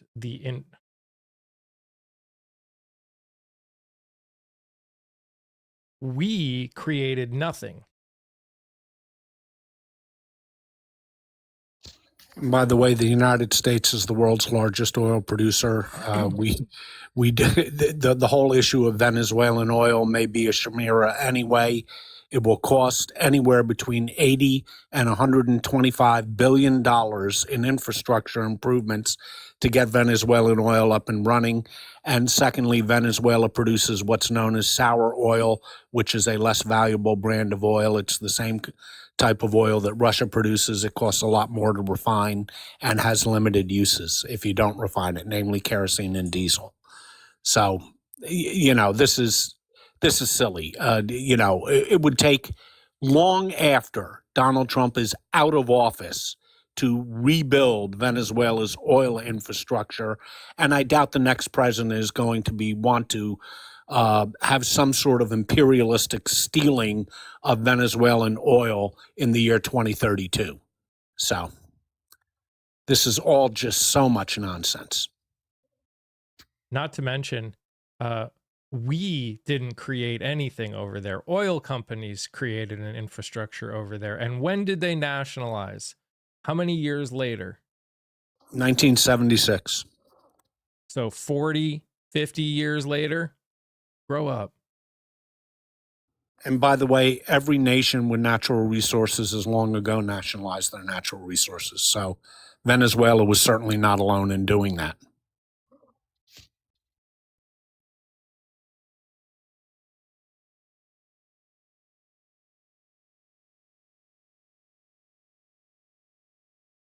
American oil companies, American engineers. That's not America. Those are just people. Gosh, grow up. Again, looking at this, Exxon doesn't send all its oil to the U.S. My guy, Exxon sells to the highest bidder. That's how that works. They're a corporation, and a corporation isn't a nation. and a multinational corporation. They're a multinational Exactly, Scott. You're right. corporation. Okay, all the oil companies are multinational corporations. You know, they're entities in and of themselves. This is bizarre, the naivete I see in some of these comments. It's just bizarre. They're just parroting the same thing that Trump is saying. Western Hemisphere is under our control, period. Grow up, you child. Goodbye. Okay, well then let me ask you a question about that. The Western Hemisphere, that's a very good point. Western Hemisphere is under our control, period. Okay, so does that mean the Pacific is under China's control, period? And what does that say to our allies in South Korea? What does that say to our allies in Taiwan? What does that say to our allies in Japan? What does that say to our allies in the Philippines? And what does that say to our allies in Australia? What does that say to them? What does that say to the Baltic states, which are under the Russian sphere of influence? What does it say to Ukraine? What does it say to Poland? Do you see where I'm getting here? If we divide the world into spheres of influence, not only are we not going to gain much, because who's kidding whom? The Western Hemisphere has always been under American influence, at least since 1823, with the Monroe Doctrine. We have benefited by a rules-based international worldwide order. We have benefited from that. This isn't a victory for the United States. This is a retreat from both our worldwide responsibilities and our worldwide gains. Did we really want to turn over our East Asian neighbors to Chinese hegemony? Do we really want that? What do we gain if that happens? Not to mention, again, Venezuela is a founding member of OPEC. They are a part of OPEC. They cannot just get more oil. They cannot just produce more oil. OPEC, as an organization, decides how much oil each country gets to produce. That's how it works with OPEC. Maybe different with the US, but that's how it works in OPEC. Well, Guam's a little bit of a different story because it has a history of being an American protectorate. And we kind of discussed this earlier, but to make it crystal clear for maybe new people who are in the chat, it costs X amount of dollars to produce a barrel of oil. Oil prices are not going to drop by having more of it because the cost to produce it will always be the bare minimum. So to simplify the numbers, if it costs $100 to produce a barrel of oil, they are not going to charge you less than $100. It just doesn't work that way. It's impossible because that's the bare amount of money it costs to do that. And I don't know if anyone knows this, corporations are not doing it out of the kindness and blessedness of their hearts. They're doing it for one thing and one thing only. So capitalists, perk up your ears on this one. They're doing it for money.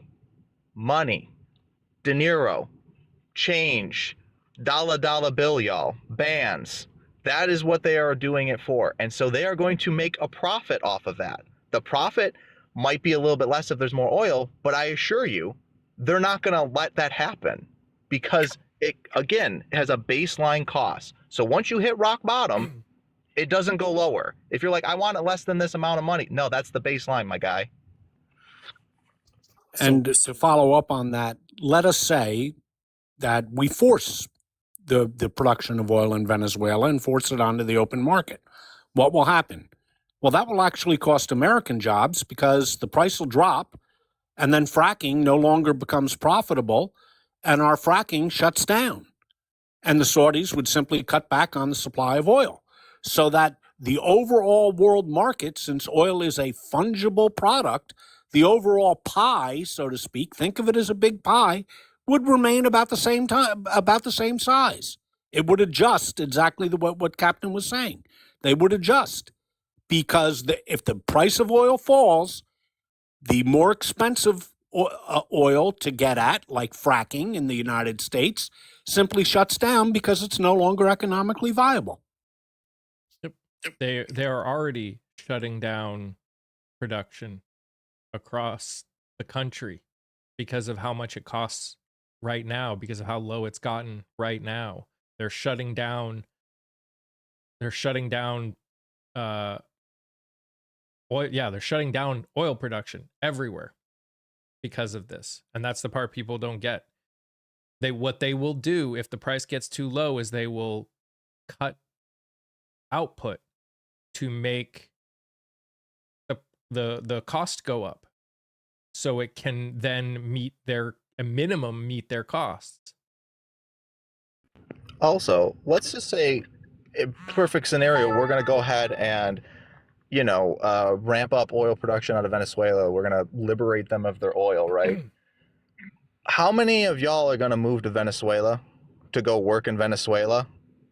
How many of y'all are going to move tomorrow to go get your job in Venezuela to start producing oil for America? I guarantee none, zero, zilch, nada are going to go down there and start working to do that.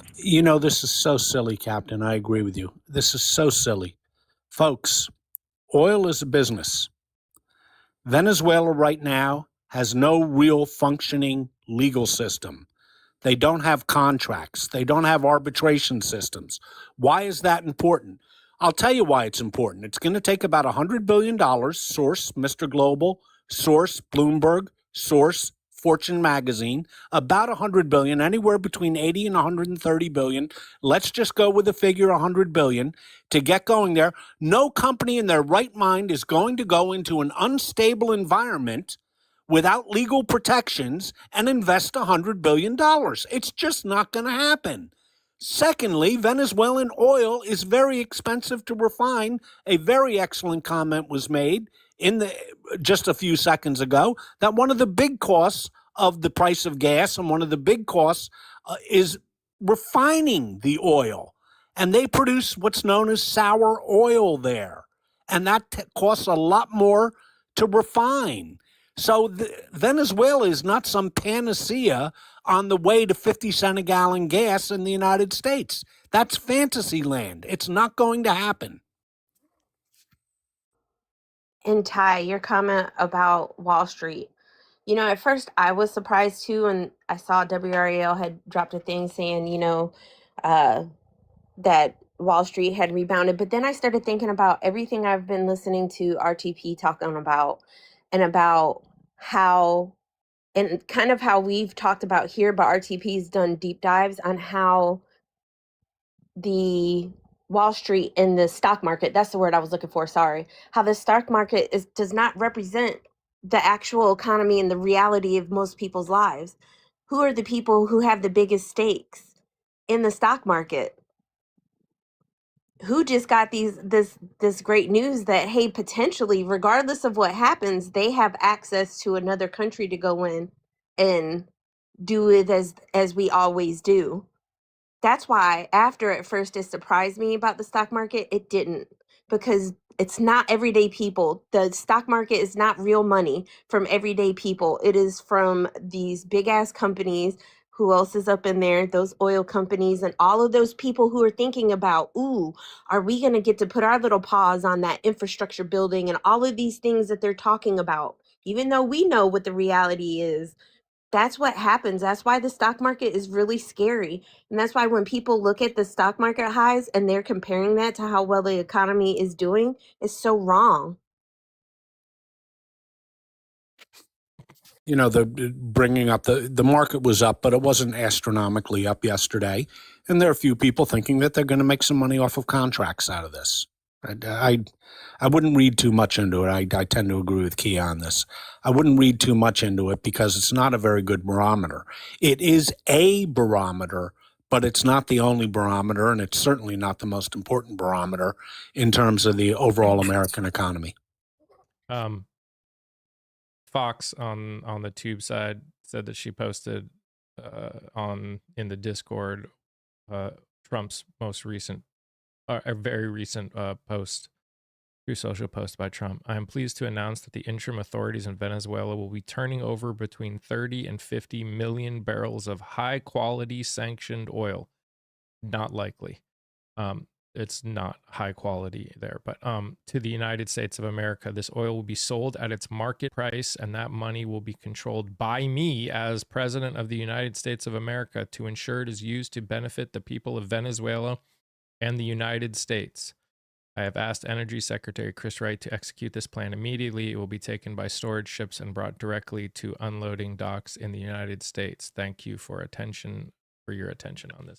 Yeah, I read that this morning. 30 to 50 million barrels is about a 2-month production of Venezuelan oil. That's what they produce in about 2 months. And I have no idea under what legal authority Trump can take it, but more importantly, I don't understand under what legal authority that oil will be controlled by him. Huh? It just, his whole statement is rather nonsensical. Which is most of his statements. Yeah.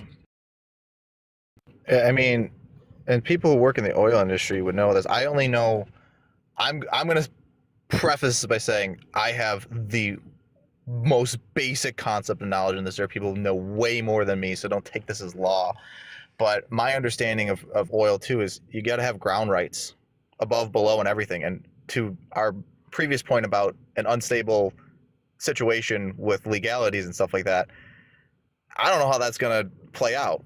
Like, you know, you got Exxon and you got all the other, I don't know a lot of the oil companies off the top of my head that I could just name and fire them off rapidly. But all these, let's say it's going to be the corporations that move in to kind of do all this.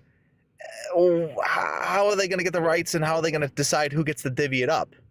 Unless they were planning this before, you gotta figure out how that gets divvied up at the end of the day. Even if you were in a quote unquote their perfect world, use this oil, which is ridiculous to me in any landscape. Well, now you know why Trump is leaving Maduro's thugs there without Maduro, because if he allowed a democratic government there, none of this would be even possible. Fudge me. What we're also saying is Venezuela doesn't have the right, because of their agreement as a member of OPEC, to just do that. The government cannot just do that. I wish people would stop looking at these other countries and keep like looking at it through the lens of our laws. They're their whole own ass countries that have whole different laws. And then when you put stuff like OPEC on top of it, there's things work different in different places. And somebody's asking if you're gonna watch the press briefing or something. I mean, we can. I have it up. No one's talking yet, but we can watch it when it happens if we want to see. If we want to watch Caroline Leavitt be Caroline Leavitt. But yeah. To answer Bonnie's questions, how do they divvy things up if they have other countries involved? The short answer is you don't.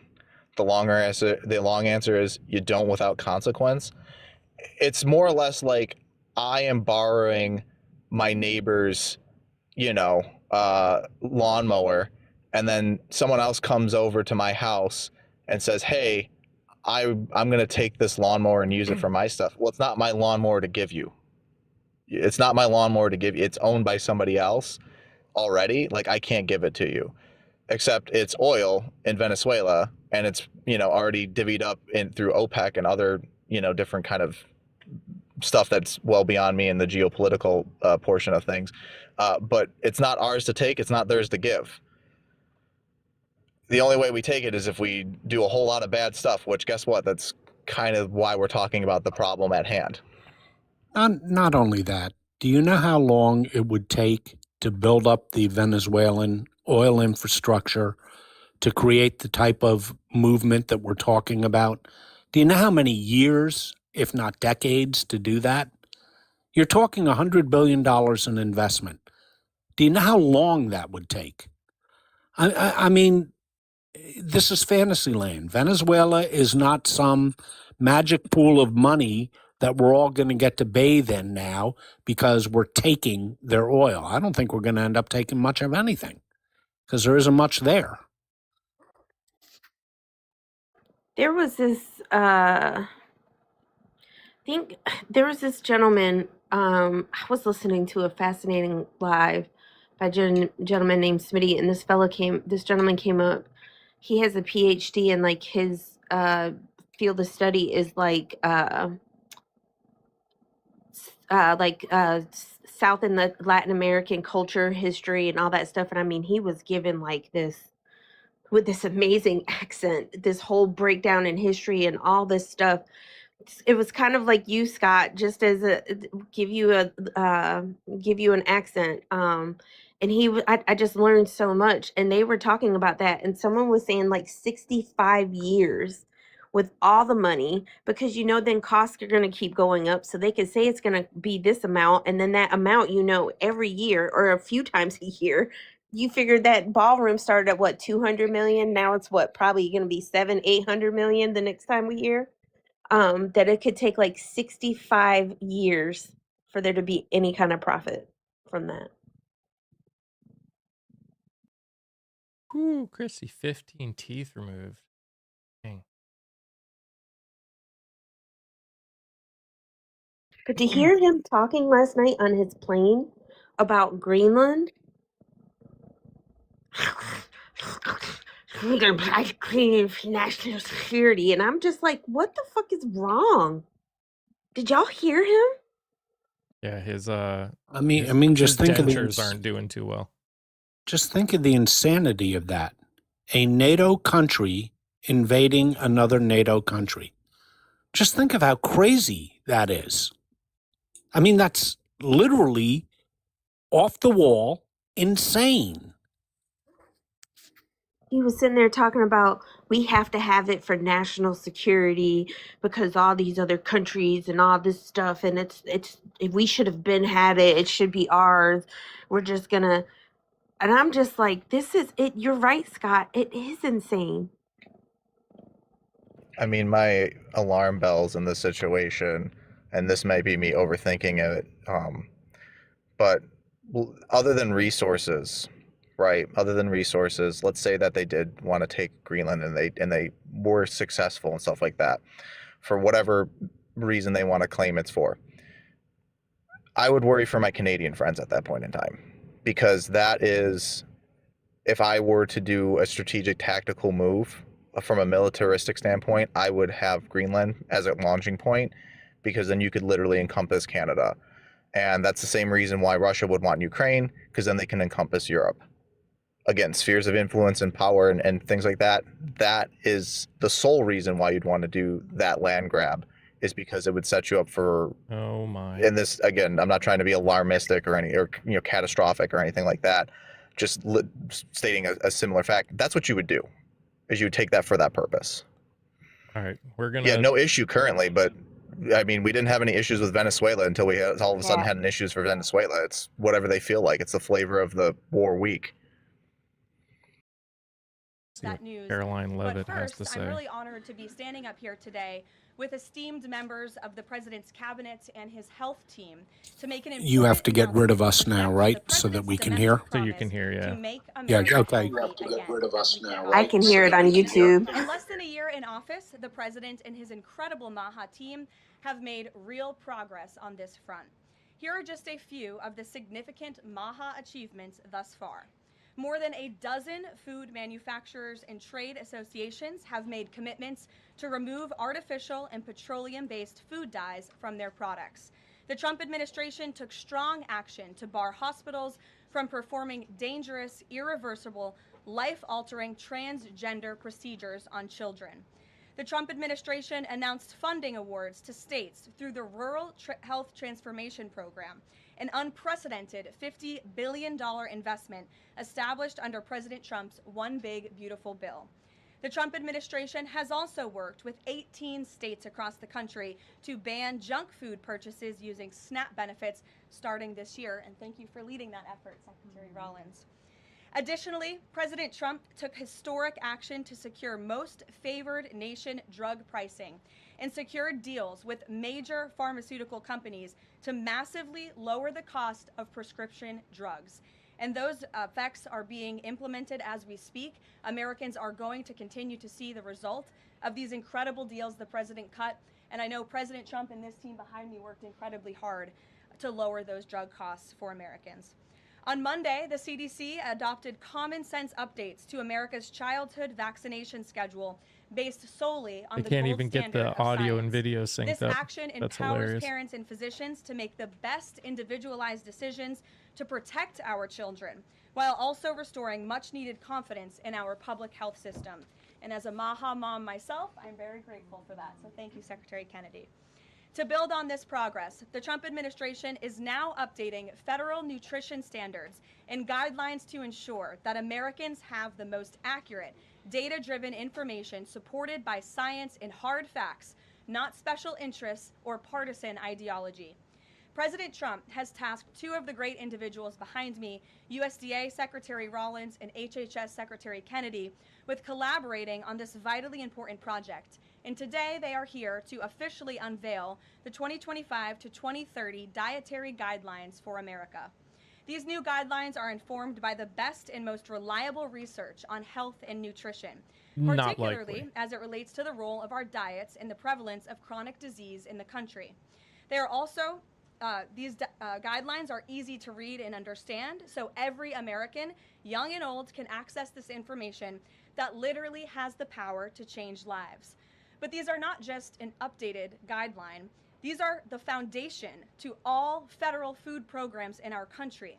These new guidelines are going to update the food that is served to America's children in our public schools, to the plates that are served to our great men in uniform in our military, our veterans, and the food that they are consuming at the VA.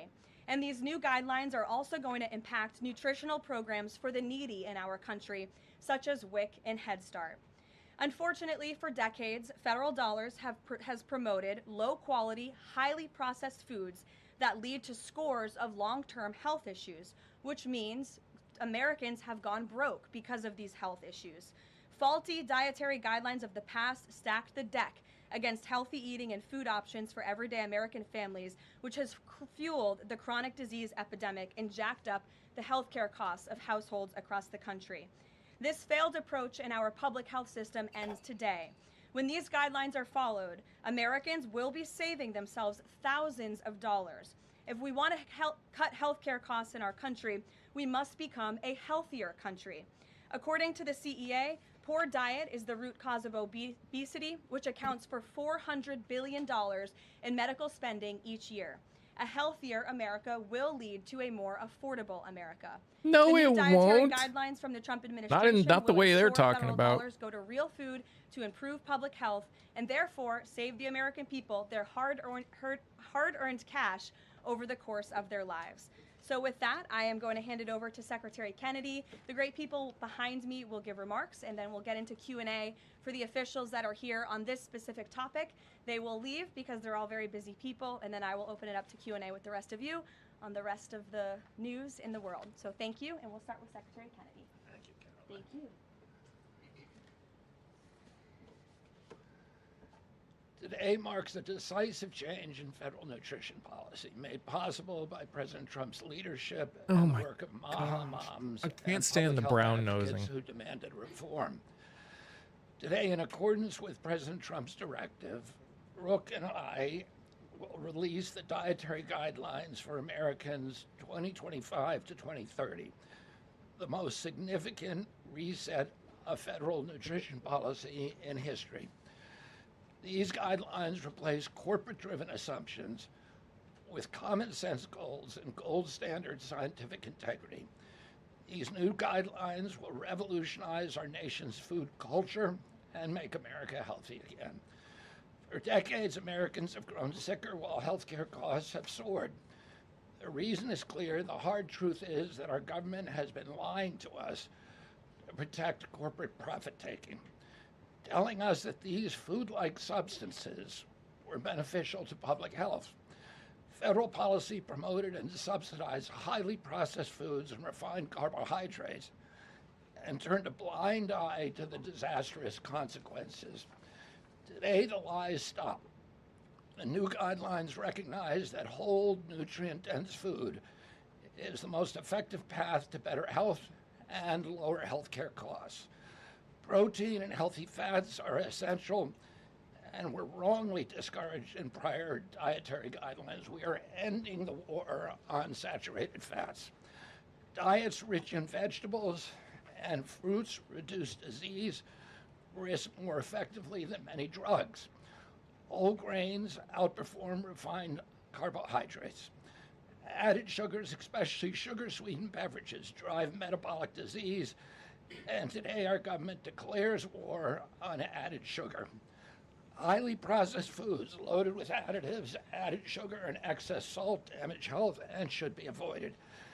As Secretary of Health and Human Services, my message is clear: eat real food.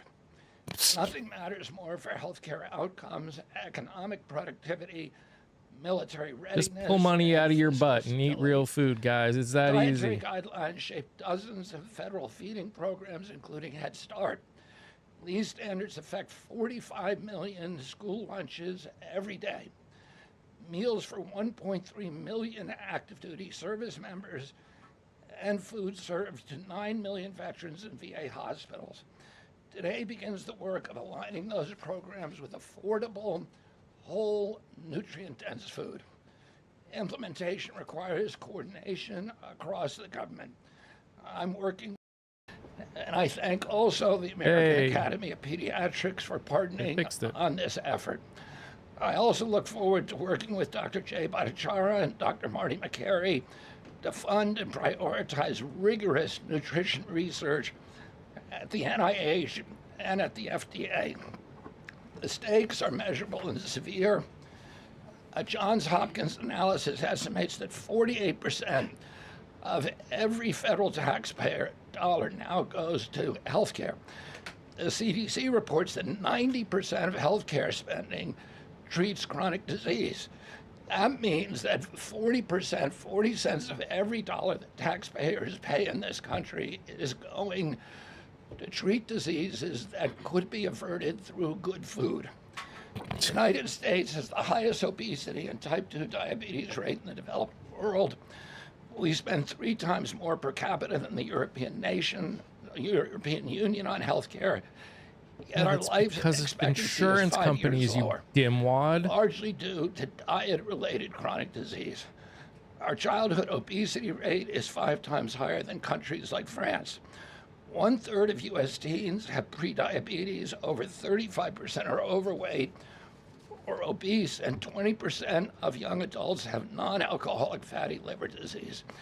77% of military-aged Americans are ineligible for military service because of diet-related conditions. If a foreign adversary sought to destroy the health of our children, to cripple our economy, to weaken our national security, there would be no better strategy than to addict us to ultra-processed foods. It's shocking that our own government helped to drive these cataclysmic changes in our diet. The damage is real, it is preventable, and President Trump has ordered it to end. If the United States reduced obesity, type 2 diabetes, heart disease, and Alzheimer's to Japanese levels, we would save approximately $600 billion a year. About 50% of Medicare's projected long-term deficit, or $5,000 per family annually. Current policy worsens the problem. 42 million Americans rely on SNAP, where common purchases include sugary drinks, candy, and chips. 78% of SNAP recipients are enrolled in Medicaid, and 90% of Medicaid spending goes to chronic disease. These incentives raise healthcare costs and undermine health. This must change. The new framework centers on protein and healthy fats, vegetables, fruits, and whole grains. And you can see the food pyramid here.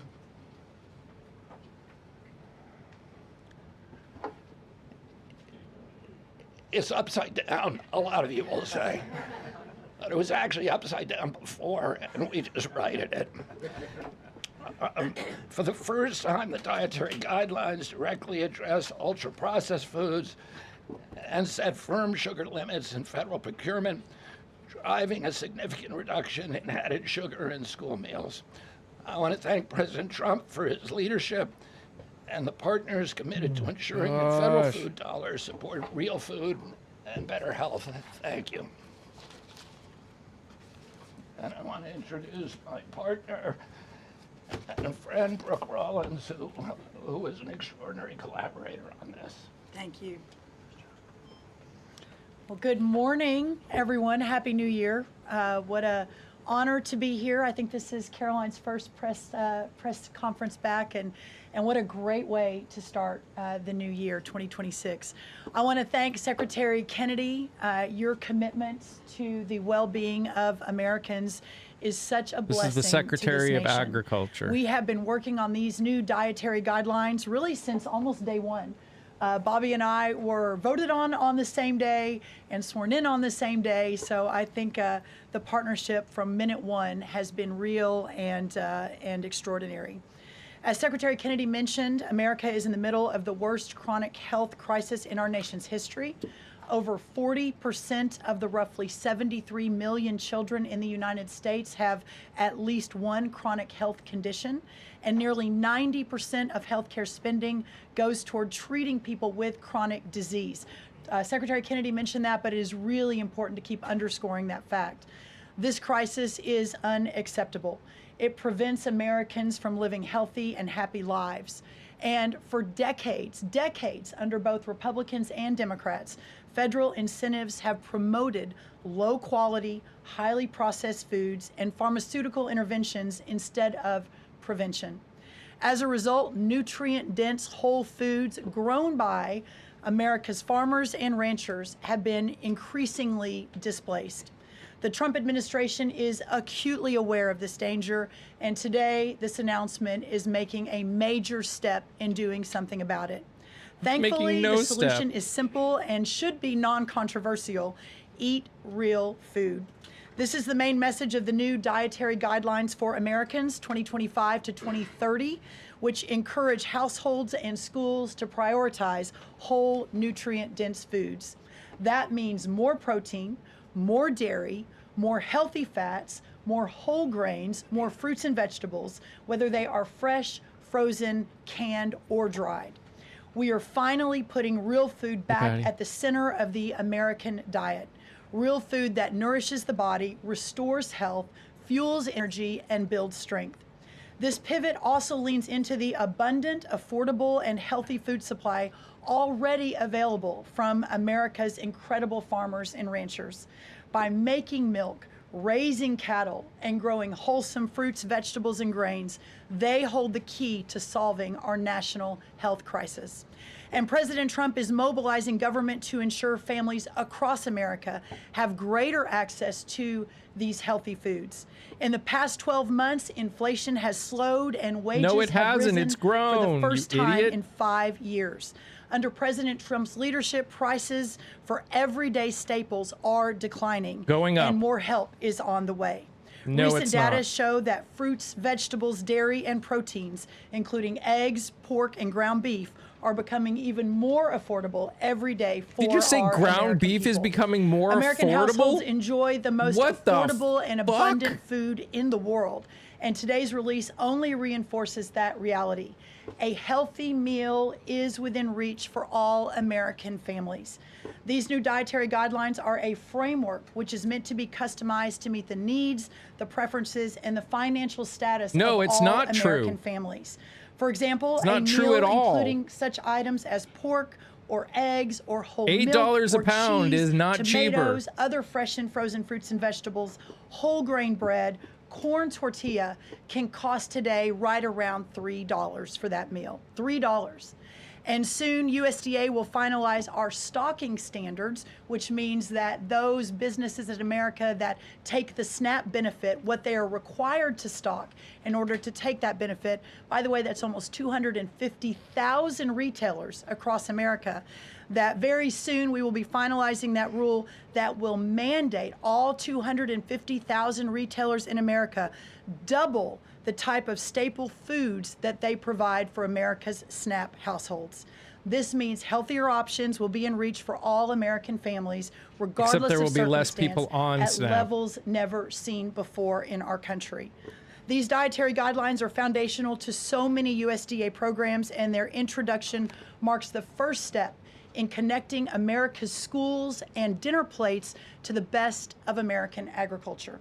Make no mistake, under President Trump's leadership, we are restoring common sense, we are restoring scientific integrity, and we are restoring accountability to federal food and health policy. The new guidelines are all about putting the well-being of Americans first, exactly where it should have been all along.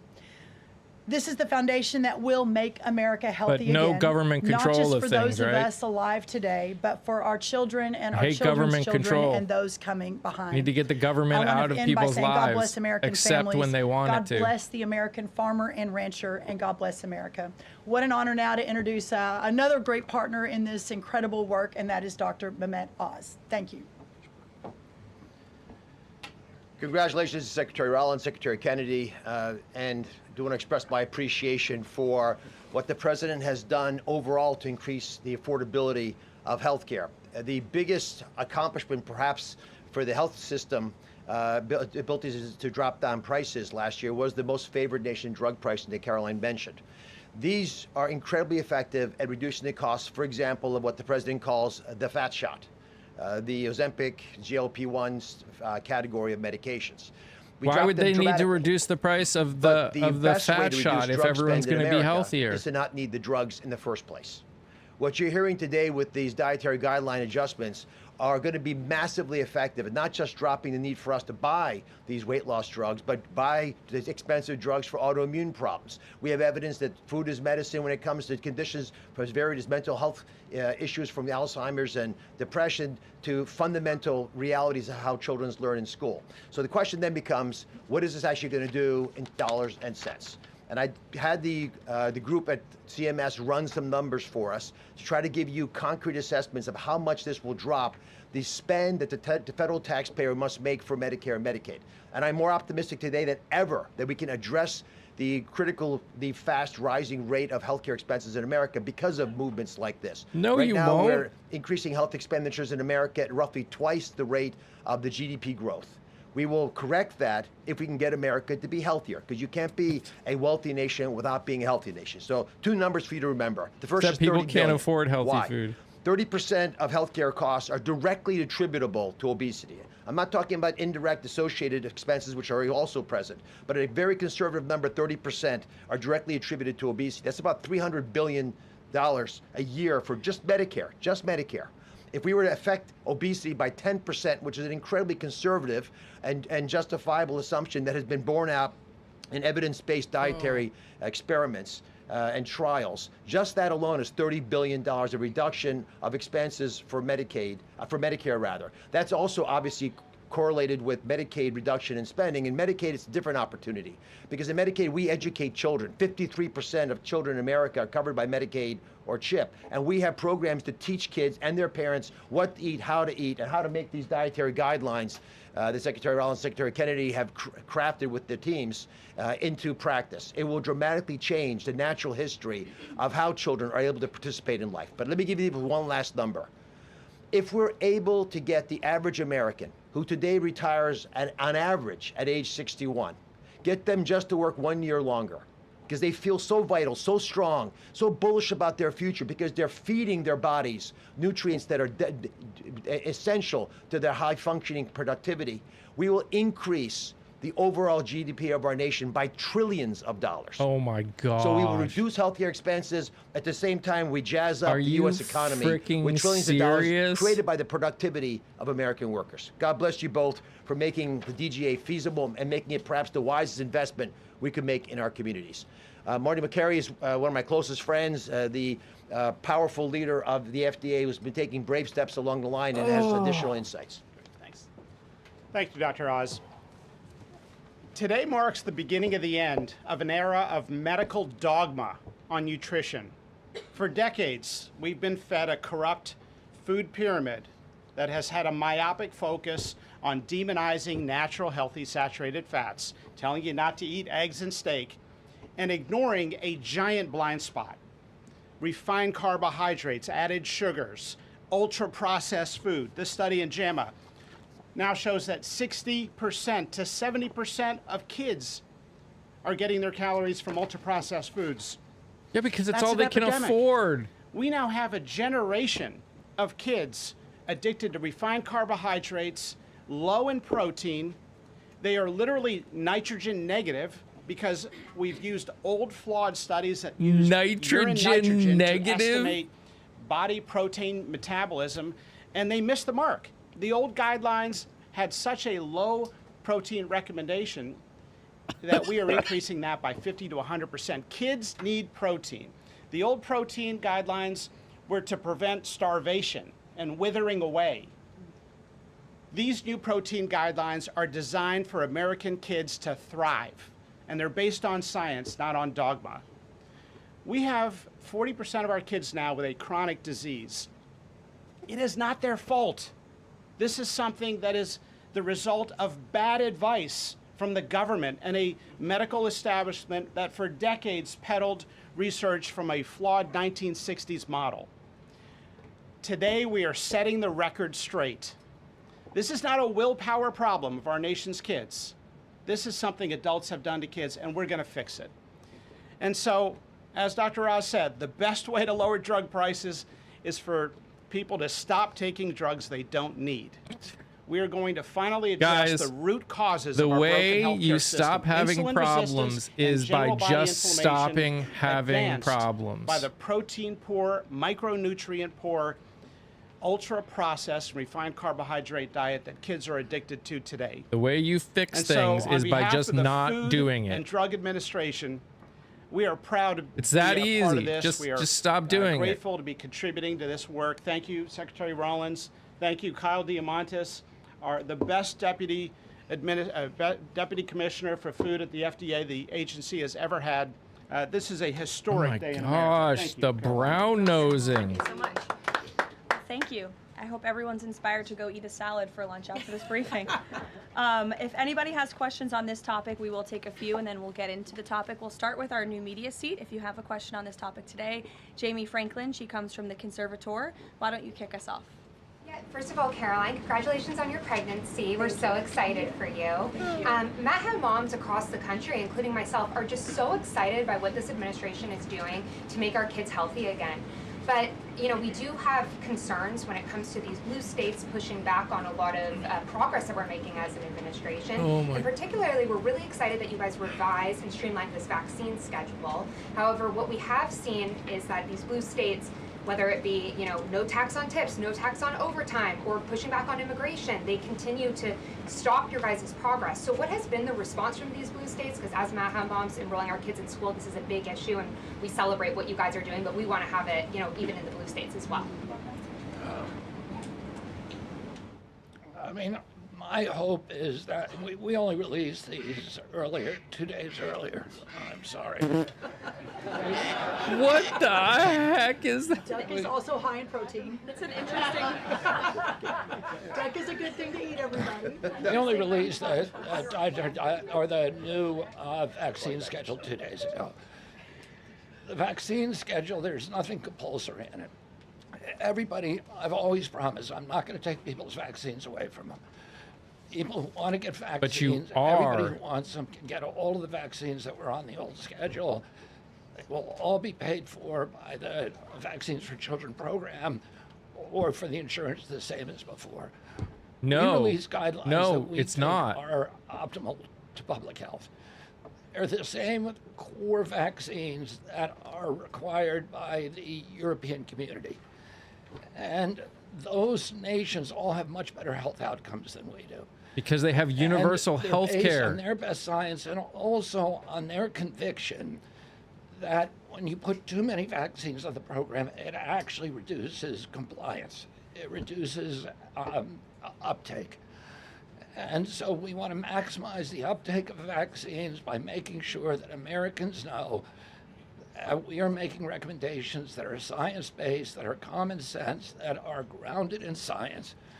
And right now, that's the best science that we have. The food pyramid But again, there's three went away categories of actually a while vaccine. ago. One is the core schedule, which resembles the European countries.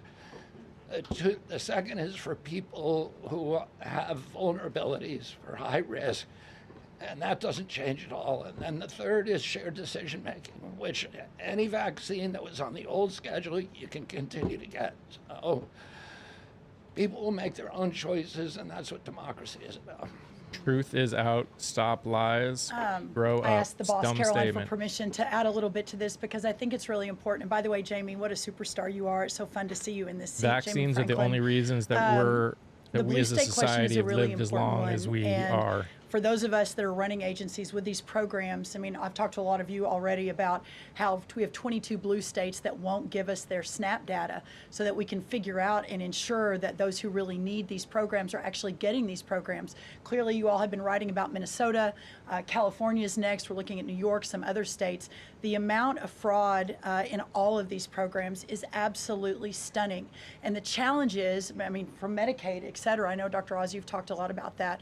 This is a significant problem. And I think who's really harmed in all of this conversation and when these blue states aren't partnering with us to try to do this right is we say blue states and red states, but in those states, there are all kinds of our citizenry and that aren't all Democrat or aren't all Republican. We had a poll that just came out that had about 85% of all Americans believe that states should turn their data over on SNAP so that we can figure out where the fraud is and ensure these programs are going where they need to go.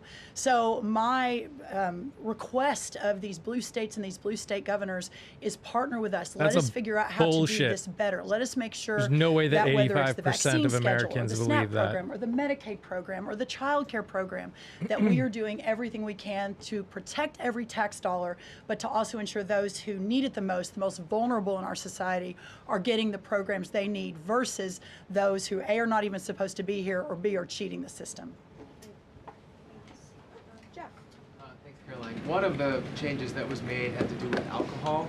Secretary Kennedy or Dr. Oz, could you explain the science behind the new language on not saying 2 drinks for men and 1 drink for a woman every day would be healthy, and whether or not the industry had an impact on the language of moderation versus just saying alcohol is not healthy and you shouldn't drink it? So alcohol is a social lubricant that brings people together. In the best case scenario, I don't think you should drink alcohol, but it does allow people an excuse to bond and socialize, and there's probably nothing healthier than having a good time with friends in a safe way. If you look at the blue zones, for example, around the world where people live the longest, alcohol is sometimes part of their diet. Again, small amounts, taken very judiciously, and usually in a celebratory fashion. So there is alcohol on these dietary guidelines, but the implication is don't have it for breakfast. Right, this should be something done in a small amount with Who has hopefully it for some kind of an event breakfast? that might have alcohol added. But the general move away from 2 glasses of men, 1 glass of women, there was never really good data to support that quantity of alcohol consumption. That data was probably primarily confused with broader data about social connectiveness. Take a couple more. John? Thanks a lot, Caroline. Secretary Rollins, I'm curious about with these guidelines. They're not mandates, they're guidelines. What are the practical effects of these guidelines on public schools all across the country? Well, today begins thank you, John. It's good to see you. Today begins the first day now in a recalibration of the rules, whether it's school lunches, whether it's the SNAP program, whether it's as veterans were mentioned, our prison but system. alcoholics don't that care now about we begin the process of implementing dietary and redrafting the rules guidelines. to reflect what this new dietary guidelines for Americans actually is doing to our food system. So there is a lot of work to do. Nothing changes overnight, but as I think we've proven, this administration moves very, very quickly on all fronts, 7 days a week, 365 days a year, and so you'll begin to see some real changes coming very soon. As everyone is aware, for many of our most vulnerable in the margins in our communities, the school lunch is often the best place for our children to get the healthiest meal.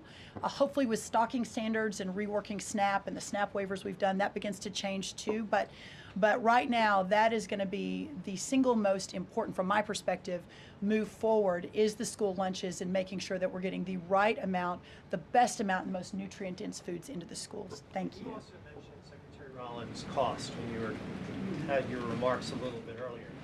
Is eating healthier more cost effective? Is it cheaper than just having a diet of? She says yes. I had a whole chart to show you, but left it in the back, unfortunately. That yes, indeed, that eating healthy, for the most part, we've got 100 simulations, is actually less expensive.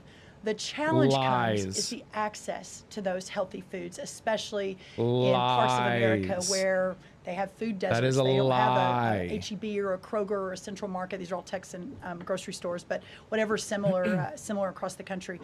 But that is why these stocking standards in SNAP are so important. So if you have a economically challenged family, and the only place they're getting their food is the 7-Eleven. We have a longer No term, one only gets their important food policy from priority, and that is 7-Eleven. getting grocery stores into these lower margin communities.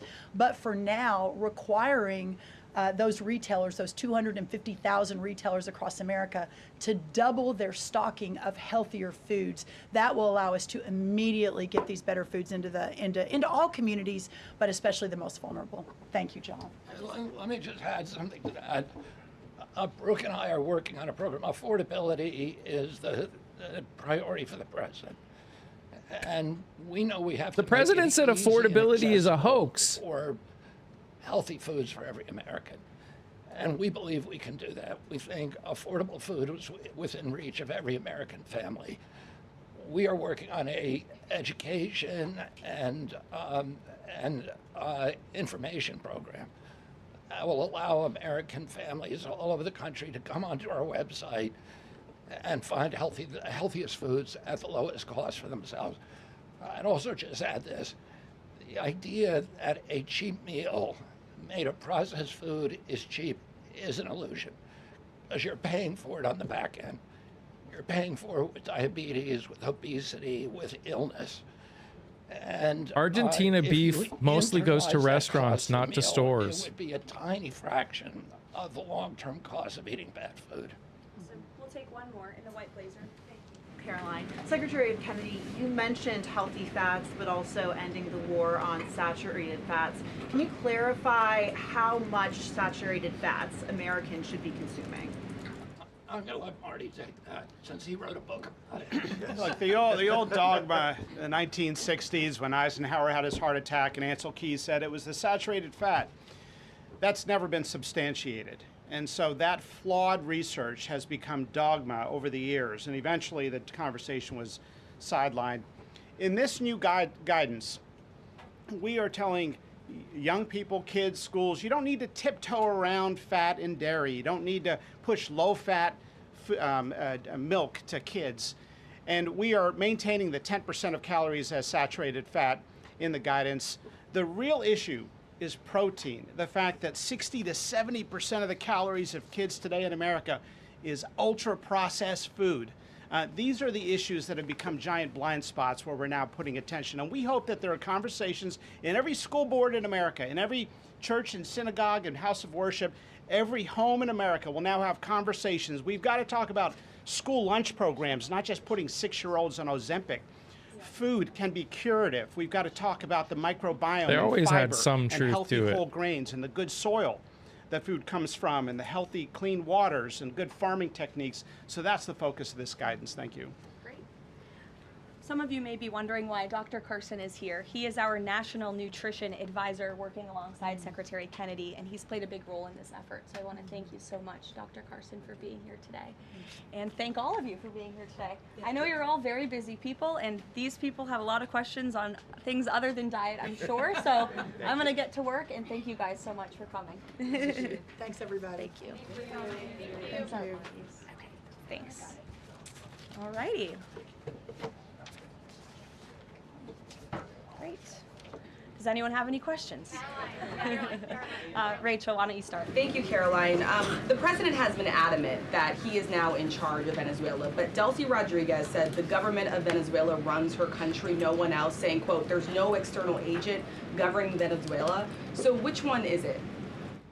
Let me just be very clear. This is the first time that I've addressed Venezuela from the podium since being back and since the historic and incredibly successful military operation, law enforcement operation conducted by our United States military that you all saw and the world witnessed last week.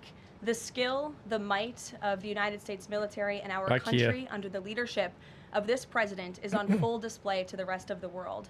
And let's just set the record straight. There isn't another military in the world who could have pulled off this operation. There is not another president in the world or in our nation's history who had the courage to authorize such a mission. And I think the world has taken notice that America is truly back. With respect to Venezuela, the Trump administration, led by Secretary Rubio, the vice president, and the president's entire national security team, is in close correspondence with the interim authorities in Venezuela. We obviously have maximum leverage over the interim authorities in Venezuela right now, and the president has made it very clear that this is a country within the United States, the Western Hemisphere, close by the United States, that is no longer going to be sending illegal drugs to the United States of America. They already no longer weren't. going to be sending and trafficking illegal people and criminal cartels to kill American citizens They as already they have weren't. in the past. And the president is fully deploying his peace through strength foreign policy agenda. So we're continuing to be in close coordination with the interim authorities, and their decisions are going to continue to be dictated by the United States of America. Just one follow-up when you talk about that leverage there. Has the Venezuelan government fully committed to turning over its oil to the United States indefinitely, and what happens if they do not?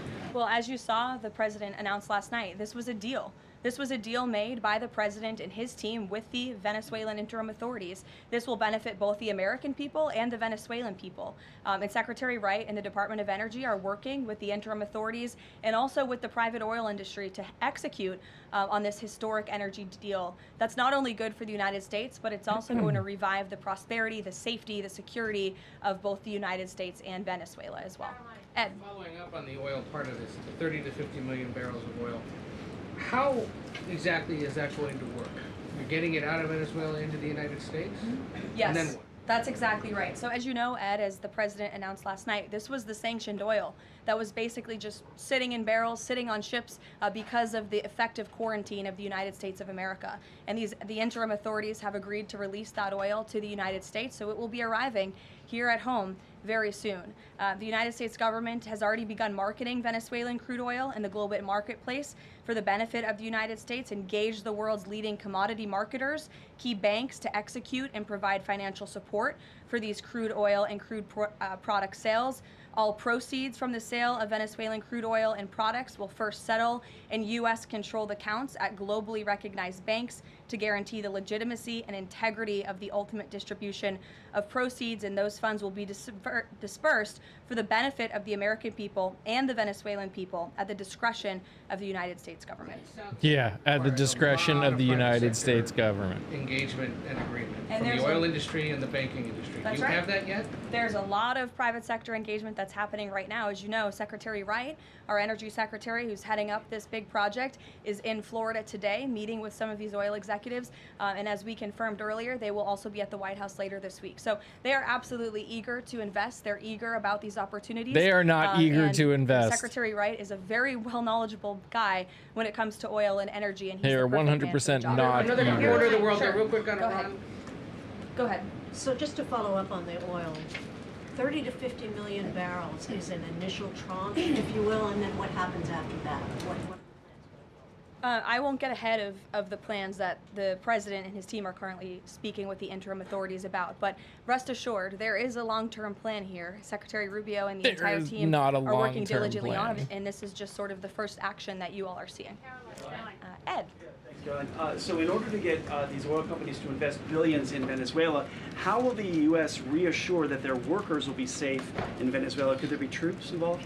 At this point in time, as you know, there are no troops on the ground in Venezuela. The president, of course, reserves the right to use the United States military if necessary. It's not something he wants to do. Diplomacy is always the first option, as you saw. He tried that with Nicolas Maduro, but unfortunately, he was an illegitimate dictator and an unserious person. And so President Trump And so there's still an authorized this law enforcement illegitimate operation, dictator and now Nicolas Maduro is sitting in a prison cell in New power. York. So certainly the president is going to do what's in the best interests of the American people, and that includes workers from our energy and oil industry as well. With that meeting tomorrow, what is the message the president is going to give to the oil executives, and what does he want to hear? Well, the meeting is on Friday, and it's just a meeting to discuss, obviously, the immense opportunity that is before these oil companies right now. Stephen.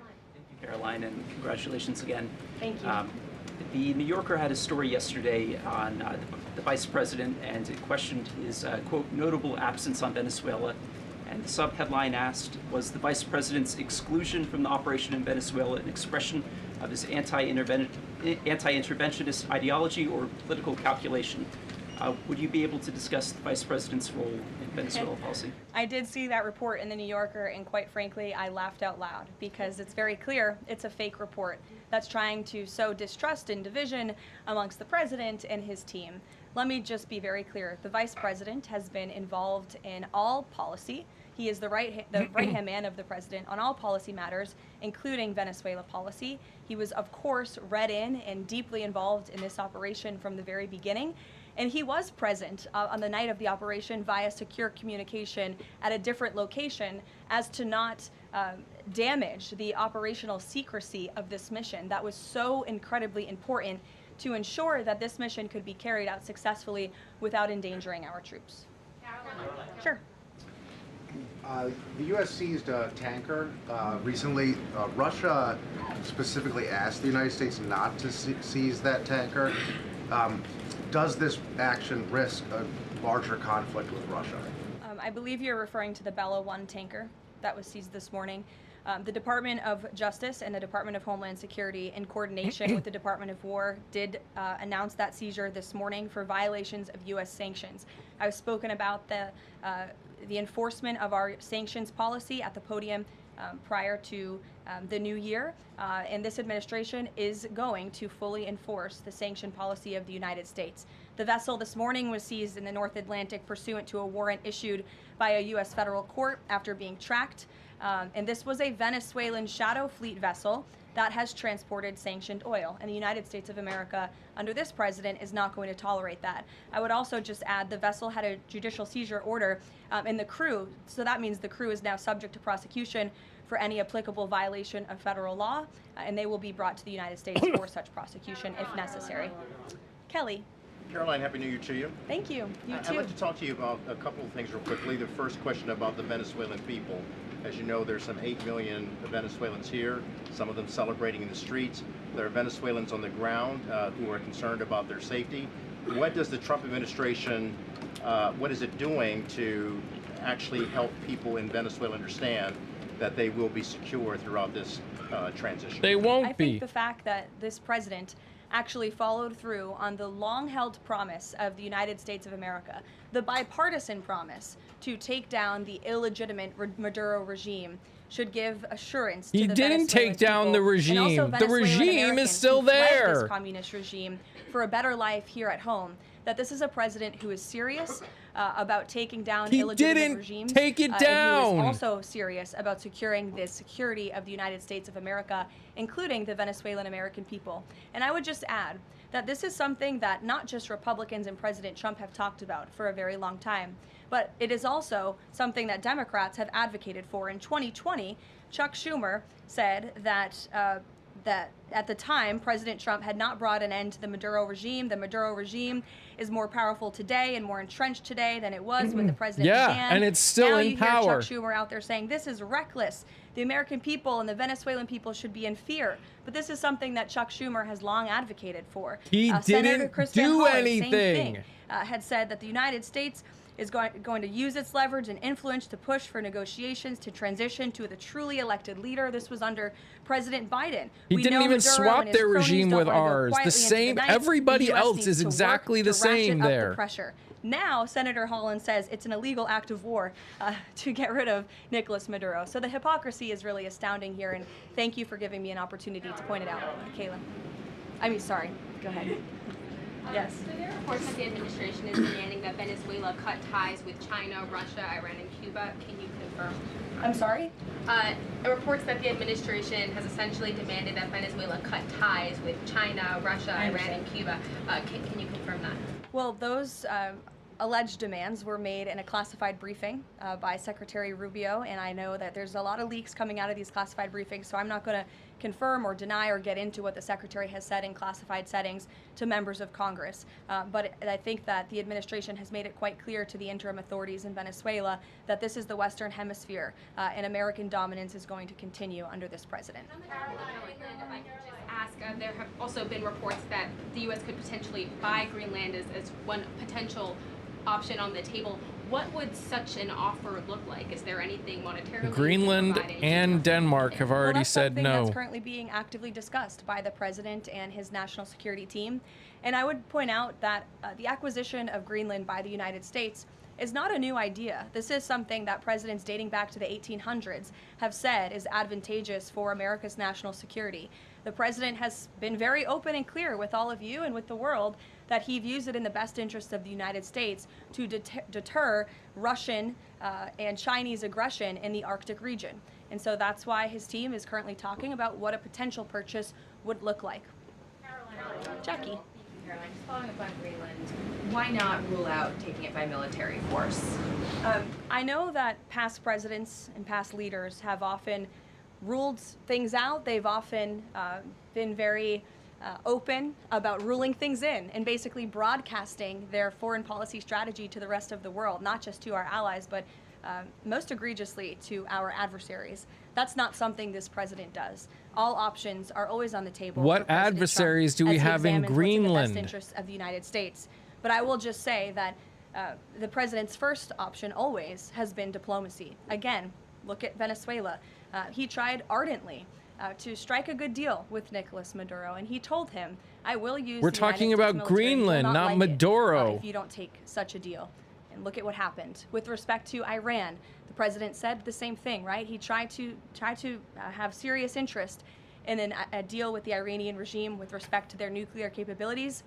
They were not interested, and so Operation Midnight Hammer happened, which was another remarkable military success under the leadership It was not of his remarkable. commander-in-chief. So the president keeps his options open, but diplomacy is always the first. Quickly, just one additional follow-up on that. Does the president recognize Denmark's ownership as part of the kingdom? Because there have been some Republican senators questioning, the claim that Denmark has to Greenland. Is the president in that camp with them, questioning the legality of I have not heard him question it personally, but you're welcome to ask him yourself next time you have the chance. Sanctions are being lifted for Venezuela. We got to lift some sanctions to let the oil come in. Can you talk about that just very briefly? Yes, so the U.S. is selectively rolling back sanctions to enable the transport and the sale of Venezuelan crude and oil products to the global markets, yes. Annie. Thank you.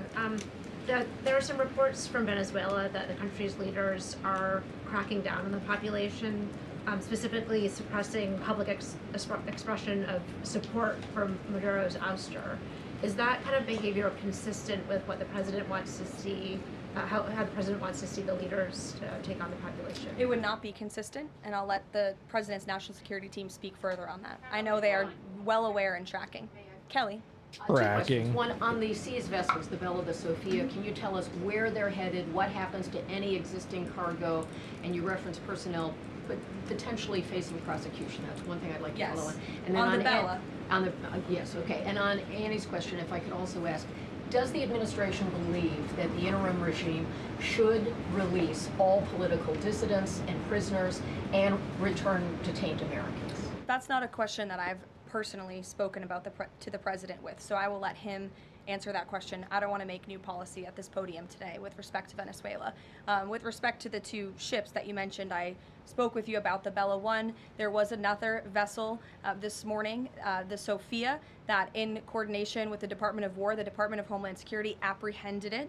This is a stateless, sanctioned, dark fleet motor tanker, and this occurred without incident. This vessel was operating in international waters and conducting illicit activities in the Caribbean Sea. The U.S. Coast Guard is escorting the Sophia to the United States for final disposition. To answer your question, Kelly, directly, this was through Operation Southern Spear. The Department of War is unwavering in its mission to crush illicit activity in the Western Hemisphere. And as the President has repeatedly stated, we're going to defend our homeland and restore security and strength across the Americas. Dasha, go. Caroline, thank you and Happy New Year. Thanks, you too. Two questions, one on Venezuela, one on Greenland. You've repeatedly at the podium called the current leadership in Venezuela interim leadership. There are Republicans and Democrats alike that say they want to see elections in Venezuela. The president had said it's too soon to do that right now, but is there a timeline for elections in Venezuela? Is he committed to seeing that this year, for example? You just said the president has answered that question, so I will reiterate what the president has said a few times now to all of you, which is that it's too premature and too early to dictate a timetable. Yeah, for they haven't elections in pulled enough Venezuela. money out of Venezuela yet Carolina, before they can allow about diplomacy elections. first, right? The Danes have repeatedly said they are willing to collaborate on all of the concerns that the president has, whether it's more troops, mineral rights, intelligence sharing. Why does the president feel he needs to own Greenland and not and put out the threat of military action when this could be done through diplomacy? Well, who said diplomacy isn't taking place behind the scenes, Dasha? I mean, the president is interested in diplomacy. His national security team is as well. He's not and of interested course, in he's always willing to diplomacy. pick up the phone for everybody and hear out their concerns. He's not interested but in the president diplomacy. is the president of the United States of America, and he's always going to be very clear about what he views as being in our nation's best interest. Reagan. Caroline, I have a question for you on Venezuela, and then I'd love to ask you about Minnesota and Tim Walz. Sure. On Venezuela, I'm wondering, does the administration hope to start sending more Venezuelan migrants back home, or have them self-deport if the situation in the country improves? As far as I'm concerned, the policies of the Trump administration and the Department of Homeland Security have not changed. All those illegally present in the country are subject to deportation. And I would just like to add, how we got here. The president was very clear on the campaign to the American public, and it's one of the many reasons they resoundingly reelected him back to this office. They didn't resoundingly reelect him. He barely foreign won. drug cartels, but that he was not going to stand by and watch as the illegitimate Venezuelan regime was sending illegal criminals and gang members and rapists and murderers to our country, which happened to the tune of thousands under the previous administration and president. And so there could be nothing more America first than this operation that took place last week. And I would just remind all of you in this room that there were innocent Americans like Jocelyn Nungare who lost their lives at the hands of dangerous Venezuelan criminals who were sent here by the Maduro regime. And that has been the president's North Star and guiding principle throughout his entire policy since January 20th. Tim Walz in Minnesota. Does the administration believe that Tim Walz potentially dropped out of the governor's race because he could be under criminal investigation? I don't know if there's a criminal investigation. If there was, I wouldn't be able to comment on it from up here, to be honest with you. But I think Tim Walz probably dropped out of the race because he realizes he no longer has the support of the people of his own state, which is a remarkable downfall considering he was the number 2 on the Democrat Party's ticket just about a year ago. When it comes to Minnesota, the fraud that we have seen, the wide scale of fraud is really remarkable. It's egregious. I would encourage every single journalist in this room to go to Minnesota and to cover it yourselves. As for the Trump administration, we have officials who have been on the ground almost every day. Secretary Noem was there yesterday. Secretary Bessent will be traveling there later this week to talk about the fraud and to do a roundtable on this very topic. And I would just like to leave you with an update. To date, the Department of Justice has charged 98 total defendants in several Medicaid fraud and related case programs. 64 were convicted, and 85 of the 98 charged were of Somali descent. The DOJ has also issued over 1,700 subpoenas executed over 130 search warrants, and they have now added more attorneys to their office there to absorb the case flow. DHS is on the ground going door to door conducting large-scale criminal and HSI investigations. They have also sent approximately 2,000 agents to Minneapolis to assist with law enforcement and immigration enforcement. As I said, Secretary Noem was on the ground yesterday. Yeah, The so Department of they're Health not and talking Human about the fact that Services this has all also happened begun requiring a during the justification Biden and photo administration. evidence for all child care related payments nationwide, and they required Minnesota to conduct a full audit of all child care centers. They also froze $185 million in funding to Minnesota. And Dr. Oz, who was just here, also notified Governor Walz they're going to begin auditing Medicaid recipients and deferring payments on claims based on waste, fraud, and abuse. The Department of Labor is also conducting a targeted review of Minnesota's unemployment program. Department of Agriculture requiring Minnesota to conduct recertification for SNAP recipients, and HUD has launched investigations into the public housing. SBA has also suspended nearly 7,000 borrowers amid suspected fraudulent activity. So, with all of that, rest assured, this is an all-hands-on-deck effort from the entire administration to get to the bottom of this and to ensure that the ripping off of taxpayers in the state of Minnesota, and it won't just be Minnesota, it'll be any state across this country where fraud has taken place, and we are protecting law-abiding, tax-paying American citizens. Phil.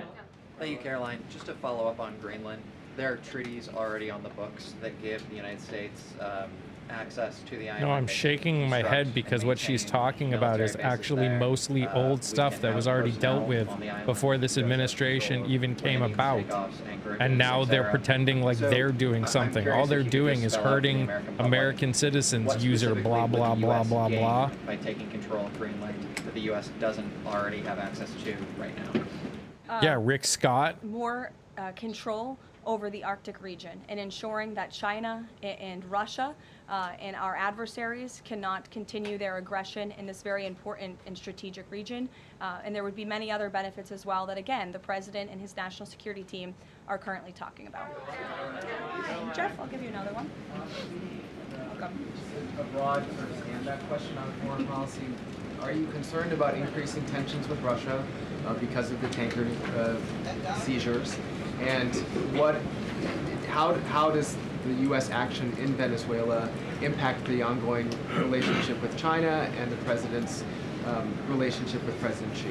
I think the president has very open, honest, and good relationships with both President Putin of Russia and also President Xi of China.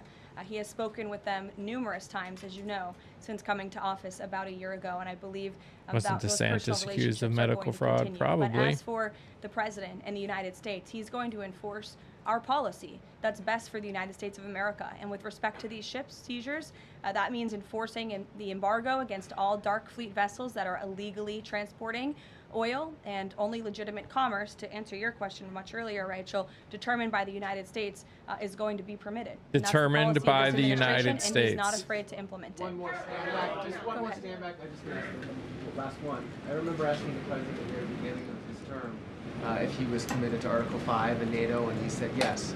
Has his stance on NATO or his commitment to NATO changed? Did you see his statement earlier today? He said, we will always be there for NATO, even if they are not there for us. And I think that answers your question directly. Yes. But it doesn't.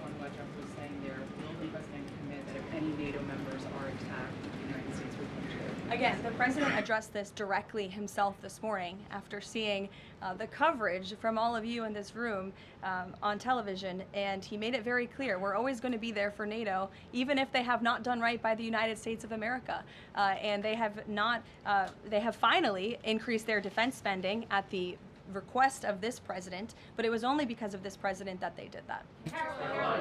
We'll take a couple more. Michael, go ahead. Thank you, Caroline. Happy New Year and congratulations. Thank Two you. questions, if You I may. too. One on healthcare, one on Mexico. All right, Healthcare, guys, the president says he I'm wants done for the Republicans to day. be flexible. I can't take her anymore. I'm heading out. Guys, thanks for hanging out with me.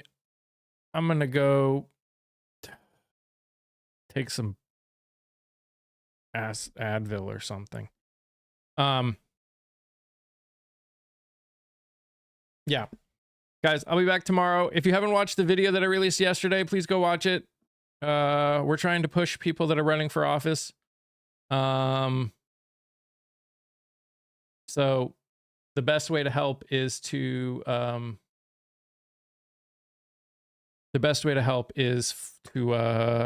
watch the stuff and share the stuff. So knowing who's running across the country is very helpful. So make sure you go follow over on the tube and watch the video. I will see you guys tomorrow. Thank you for the likes, the shares, the gifts. I appreciate you all. You guys are amazing just the way you are, and I love you all very much. Stay safe, stay healthy. Remember to sing, laugh, dance, and smile. Do something that makes you happy. Bye, guys.